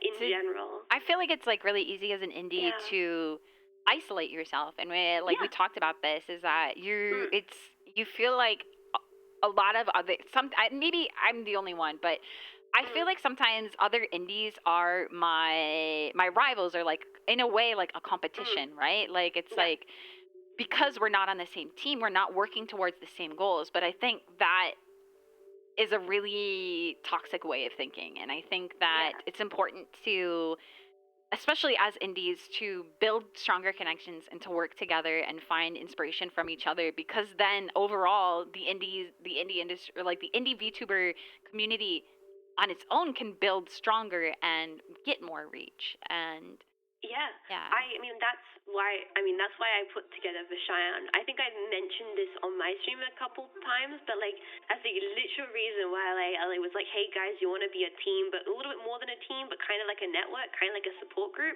And it's been one of the best choices I ever made, because it's just to have 3 other people. And I wanted this to start as like a small thing, and then eventually maybe in the future expand to even more support. Just having people on the regular to talk to and share things with and have feedback with, like, oh, I got the sponsorship thing, looks dodgy, yeah it is, or maybe you should take it, or create networks and to request artists and be able to openly talk about concerns, insecurities with other people who get what you're doing is so valuable. And like I said, it's like it's this, seeing other indies as rivals. Oh, we're competing here is a thing that you can slip into, and it's the way to prevent that is see other people as not rivals but as peers, as allies, right? It's like as your team members in a way. Your team, as a team. And that comes from, that specific mentality definitely comes from me being at art school. It definitely does. It comes completely from like being like, if you want to become a painter, but going into art school, and that's like the career, you want to get money from being a painter. The myth of the solo artist is such bullshit. Right. It's all about like going to each other's gallery shows, putting on group shows because it's more affordable that way to rent out galleries.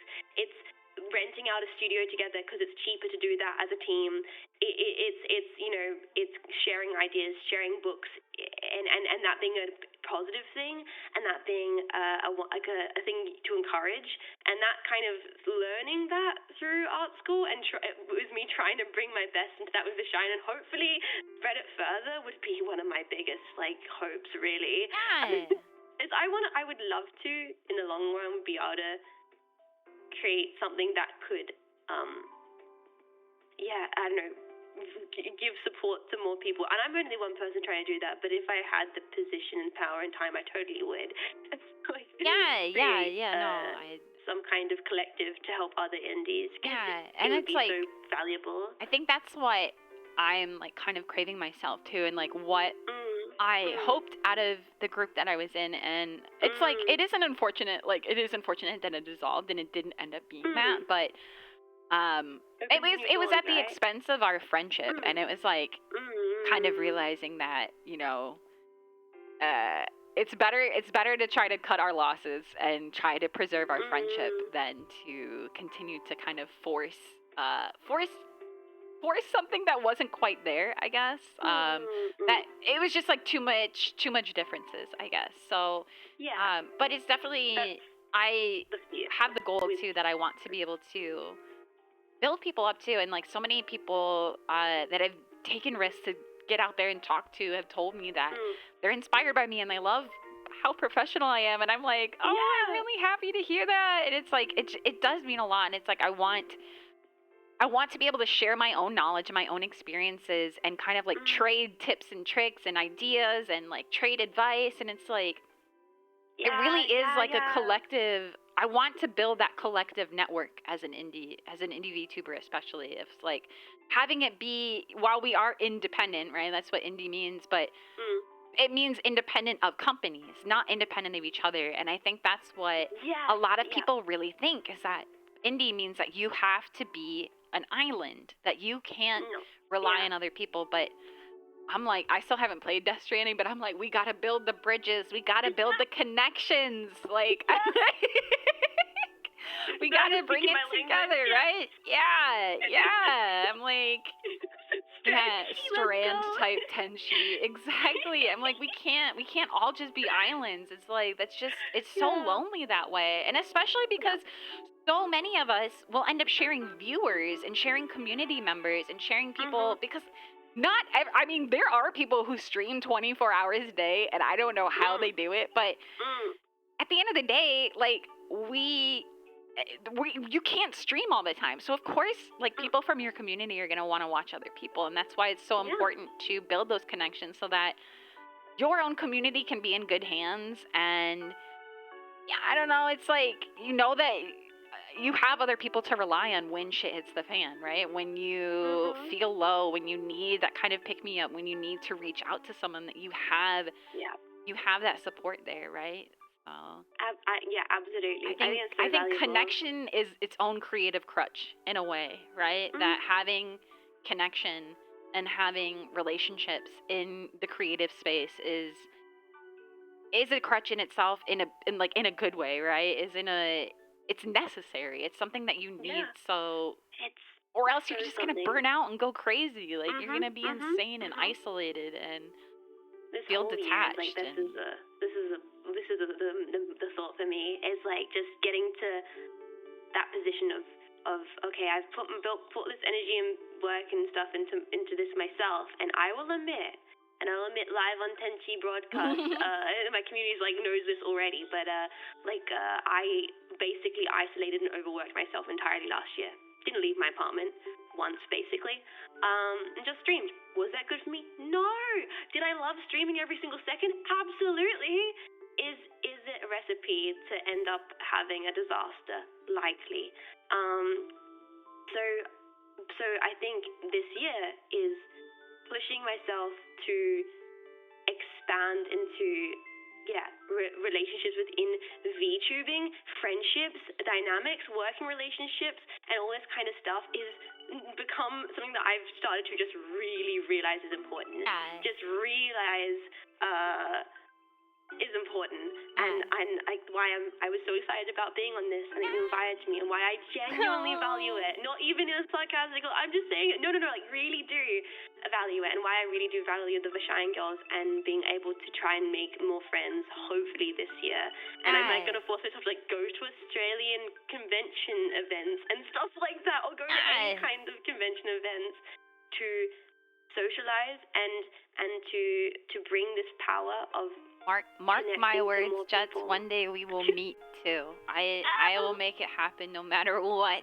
We will meet too. And that's kind of more on the connections, is I think another thing with especially VTubing is not being afraid to take your friendship offline. Is that I feel like there's this like need that like all of your interactions have to be online, and I'm like, dude, it's so important to just hang out and be goobers together and just like have that kind of like just experience just hanging out, not feeling like you have to make your friendship into content. It's like, no, you're allowed to just hang out, and then by having those experiences, then you can share them once you come back online and be like, oh, the funniest thing happened when I was hanging out with them, right? Like it's it's so true. It's so true. And this I think as sometimes as VTubers, it's this like this fear of like balancing spending time with your community who you freaking adore and spending time with others, and there is a really healthy way to go about it, and it's like me learning to get better at making that healthy and making connections and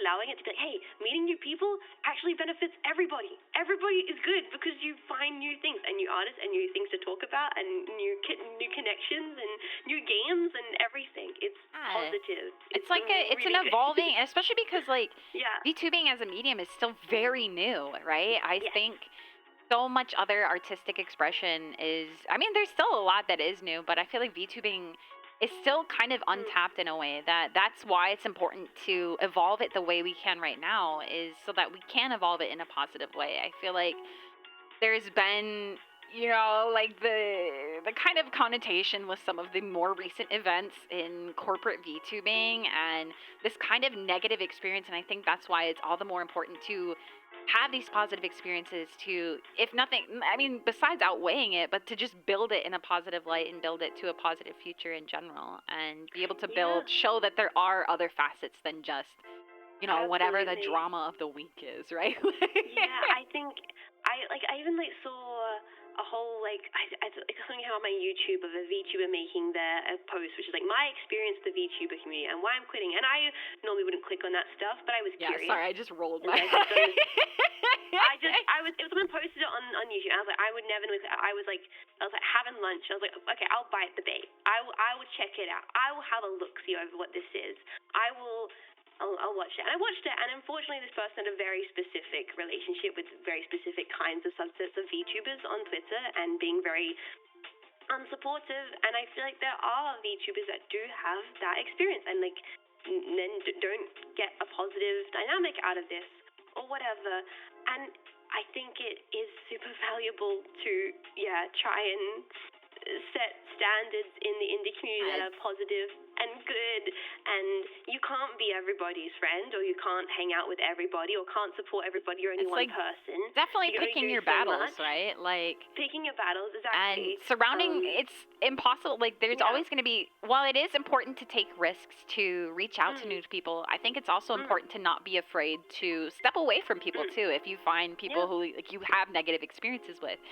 To note that you don't necessarily have to resolve everything. I don't think you have to necessarily address it, but there's nothing wrong with taking space from people too. So it's like it's healthy. It's important to be selfish like that. It's important that to realize that if there's someone else that you've maybe had a connection with as an artist or had a connection with as a performer that you just don't feel like you see eye to eye, you don't feel like it's beneficial or healthy. I wouldn't even say beneficial because that makes me feel like it's a little bit more like a transactional relationship. But if you don't feel like it's healthy and mentally beneficial, like healthy, mentally beneficial for sure. It's important to if it sucks, hit the bricks. Like, don't be afraid to hit the bricks, right? Like, get out of there. So, I think we are in an interesting situation, I think, also as indies, that, like, I don't know if we want to even open up this can of worms, and we probably should especially since I know we're trying to before we have to go, but I feel like there's also something to be said about being indies, not being in a corpo. There's a self-moderation that is put in place of, like, wanting to be professional, and not everybody wants to do that, and you can choose to be like, I want to hang out with certain people who I value the way they approach this creativity. You know what I mean? You know what I mean? Some people really just want to have a schoolyard thing, and good for them. Yeah, some people just want to relive high school. You know? They want to relive their high school days. I get it. Good for them. That's fine. Good for them. Right? I'm like, good for you. That's not it. but it's also, I think it's fair to want to surround yourself with people who inspire you and push you to make the stuff that you want to make. Some people love being angry. Good for them. Yeah, like there's enough anger and animosity, Yeah. and like even I can get a little angry, a little feral Yeah. sometimes. So it's like it's all about knowing when enough is enough and to Yeah. recognize it. Yeah, I Yeah, like to yeah. be happy personally. Same. It always confuses me when it's like you find the people I'm like, Yeah. do you want to be happy? Like I'm like Yeah. Yeah, so I think it's this whole thing is trying to navigate the way we present ourselves as entertainers and stuff, and find other people that you click with, and that's really important. I guess. So was there anything in the corner that you want to one answer the question on? last thing. Last thing is Let's do it. wait, where is it? Where is it? All right, I'm trying to find it. I know it was in here. God damn it! It was one about expressing yourself, like, and something to do with psyche. Hold on, let me find it. Oh, yeah, it's right here. Okay, I got a question that I think only 2 VTubers can answer. Basically, VTubers are more or less only entertainers who can 100% control how they are visually seen. Their looks are what they want them their looks are what they want them to be. And if they so desire, nobody will ever know what they really look like. Basically, they control how they are perceived by the observers. If it goes a bit further than wearing a mask, doing elaborate makeup, or just a radio voice. But is it simply playing a character, or does it have a deeper mental effect on you? I've asked this question from a couple of YouTubers, and the answers are always very subjective, as everyone has a different experience. So, what about you two? Is the avatar just a drawing in OBS? Or does it eventually become part of your thought process, a part of yourself? For example, when you look in the mirror, do you expect to see your model stare back at you? Sorry, I'm laughing because no. But, I'm not laughing if someone else. Anyways, let me finish it. When you dream, are you the human you or the avatar you? Or even more simply put, when you see a lewd... Okay, I'm going to skip that part. Maybe as a viewer, I'm looking too deeply into this, and VTubers don't even think about that. I'm curious about how, say, someone who interacts 10 hours a day with people through the prism of an avatar eventually starts to feel about the main way of expressing themselves. I have this gut feeling that it may have a small, not necessarily negative, effect on the psyche. Thank you. That was from The Curious Cat. Sorry, we skipped part of that comment. They got a little spicy. Yeah, they got a little spicy. But, so I thought this would be a good way to close. I feel like it kind of echoes with... Wonderful. It echoes with almost all 3 topics, because we talked about clothing as a form of self-expression. We talked about social anxiety and imposter syndrome. We talked about our creative voice and how much VTubing has really, really meant to us. And I guess for me, it's like... It boils down to thinking that my avatar, my stream... My VTuber is an extension of myself. It's a characterized version of myself, but it is still an extension of myself. That I don't think that there's like the kind of concrete black and white, like I expect to see my VTuber looking back. I expect like this is, in a way my VTuber is like an idealized version of myself, but at the same time I don't make that necessarily hiding the parts of myself that I don't like when I'm offline, right? Like, I guess kind of how stubborn I am, how bratty I am, how upset I can be, how I can get angry at things really easily, how I can get tilted, how I can get self-conscious, I can get worried. I don't want to hide those facets of myself, and that's why I feel like I kind of play them up in a way as a VTuber, because I want to highlight that I'm me at the end of the day, and but I do think sometimes it does have an effect on my psyche in a way, because I feel like while this is an extension of myself, I feel like it kind of echoes back to when I'm offline, when I'm just being a guy. I called her the paid actor, the paid actress. When the actress is off the clock, like it does have an effect, because it's like, I think about my community. I think about, how can I talk about this online, or is this something that I'm comfortable sharing, or think about, how can I adopt this part of who I am offline to my stream, or how can I share, like, that was a kind of circling to why I wanted this radio show. Is I'm someone who's done a lot of introspection, and I spend maybe a little bit too much time brooding and thinking about things, and really thinking about like how I view myself and how I view other people and how other people view me, and like my philosophy, but just all these feelings that I have. And I spend a lot of time thinking about that. And that's a big thing that I felt like I wasn't tapping into on stream. And that's why I really wanted to do this radio show, and why I wanted to put this part of myself out there, was to have a medium, have like a platform with which I could share these kind of deeper parts of myself with others, and show that more vulnerable side of myself, because I am very emotionally vulnerable. And that was a part of myself that I was always terrified, at least for the first 2 years of streaming. Very, very scared to, especially the first year, very, very scared to show. And I was afraid that, you know, I didn't want to make myself vulnerable. So I think it kind of goes both ways, I guess, is what I'm trying to say. So I don't know, maybe you have something to reply to it too while we wrap. Yeah. No, that's yeah, this is such an interesting question. I feel like for me, it's an ever-evolving dynamic. And it's been through, it's been and changed over time. The relationship between, I call her PA-san, and then Jets. Like, so, Yeah. she's a personal assistant. She helps mediate stuff and make sure it works. So it's kind of like, there's a lot I can get into with this, and I'll see how comfortable I am being vulnerable. No, there's no pressure, of course. No, it's okay. It's okay. In regards to, I agree with you being an extension of things. I've had like VTubers who have met in person, like the Kivashian girls. I've had my mom be like, "She looks like sweet. She's just like you." Or the girls would be like, "You're just her." And even when I've hung out with members of Ashian, or like streamers and stuff, I've been called PA-sans, being referred to as Jets because of that dynamic.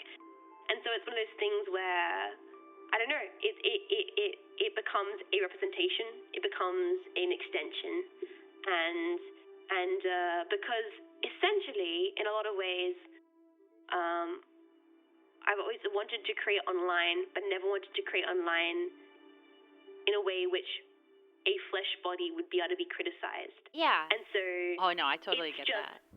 It's just, or a flesh body would have any kind of value to that. I don't think a flesh body would add any value to that. And I don't think it'd be good for my internal psyche if it was being commented on or observed.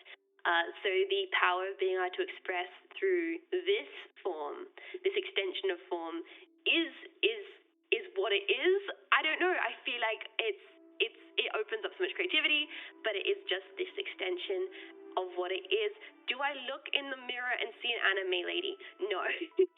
When I dream, I don't know. I always dream from my own perspective, but I have dreamed of like meeting VTubers, and they are VTubers. They aren't, you know, like, but like they're there. They're real, right? Like. Exactly. This is like, there is this crossover, but this is probably no different in so many other ways than maybe a character actor that plays a character role on television every single day of the week. For this thing, you're probably going to have dreams about that character, you know? Yeah. And there is that crossover. Do you ever refer to yourself as KK or Jet? Yeah. Like, if I'm hanging on Discord with other VTubers I have, and I will show a sense of vulnerability, and it's like, I don't think I've ever really said it. It's probably assumed, but KK is my initials. It always has been.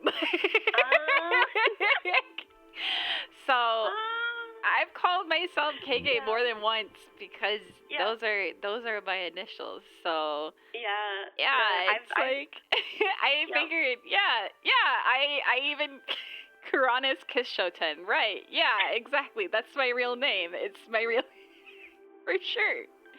But yeah, so it's like, that's why I still feel like KKcyber as an entity, as a performance, as a character, is an extension of myself, because it's just like my online self, right? This is the version of me. It like kind of circles back. Oh my god, I'm like, man, we're talking about this now because we have to wrap, but it's like kind of similar to, like, I know both of us are really inspired by Lane, Serial Experiments Lane, right? It's like the Lane that exists in real life versus the Lane on The Wired are so like, but they're both Lane, right? It's still, they're both the same, but they're different, right? It's is kind of like that, right? Like Exactly. this is the vessel with which I want to navigate the hyper reality that is the internet, the like meta reality, the virtual reality that is the internet, right? And I think even people who so much are more fun to navigate it this way. right. I wouldn't want to navigate it this as PA-san. Yeah, I think PA-san would be really, really bad at doing this.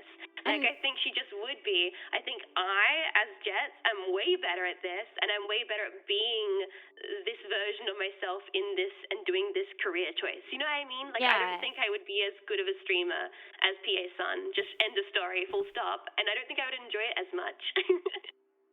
Yeah, like, yeah. You know, and it's like, I have had experience with, not necessarily, so like a little bit more of a backstory for myself, and I've talked about this to my community, is that I used to be really into cosplay, and I used to also stream with a face cam when I first made my Twitch account. So it was like, I had that experience of being, you know, that other side of myself online, but having the freedom to be a character, to make like an avatar, to have like this kind of, I guess in a way, a mask, made it so that I could feel like I could be more authentically myself.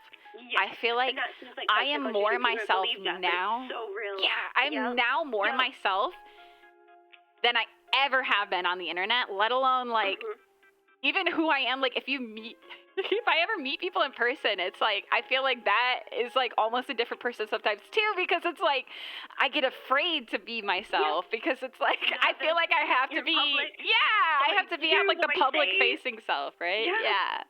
So that's another good point, is in your day-to-day life, you already have different faces that you put on. Your work face, your face you put around your family, all that kind of stuff. There's ways you act in certain environments, and this just is like the idealized form of you get it. You understand. This has been the best episode, the best second episode for this radio show, Jets. Thank you so much for joining. Thank you. It's just this whole conversation. I feel like we could just talk for like the next 3 hours, really but could. like I know you have things to do, and it's also getting kind of late for me also. So we can like raid Mako. I was gonna ask if there's anyone. Let's raid Mako. I was gonna ask where the collab was gonna be. So. Yeah, it's only Mako's channel. Yeah, this was really fun. If you ever want me on a future episode, I'm always happy to come back and talk about more stuff. Yes. Also, let's play Helldivers together. Please, let's hang out. And hang out in VR too. You hang out in VR too. So we'll go ahead and wrap up here. But thank you guys so much for joining. For everyone who participated, I'm sorry again that we didn't get to as many responses as I hoped, but just want you guys to know we did read and are reading through all of the responses, and I'm really happy. And thank you everyone who participated to each topic, and especially the listeners' corner. I love you guys all so much. Thank you so much, Jets. I love you too. Thank you so much for joining and resonating here in Radio Heaven with me. It's a KK. Bye-bye. I'll see you guys again soon. Bye-bye. I'll go ahead and type the raid message in the chat. Okay, bye. Okay, bye.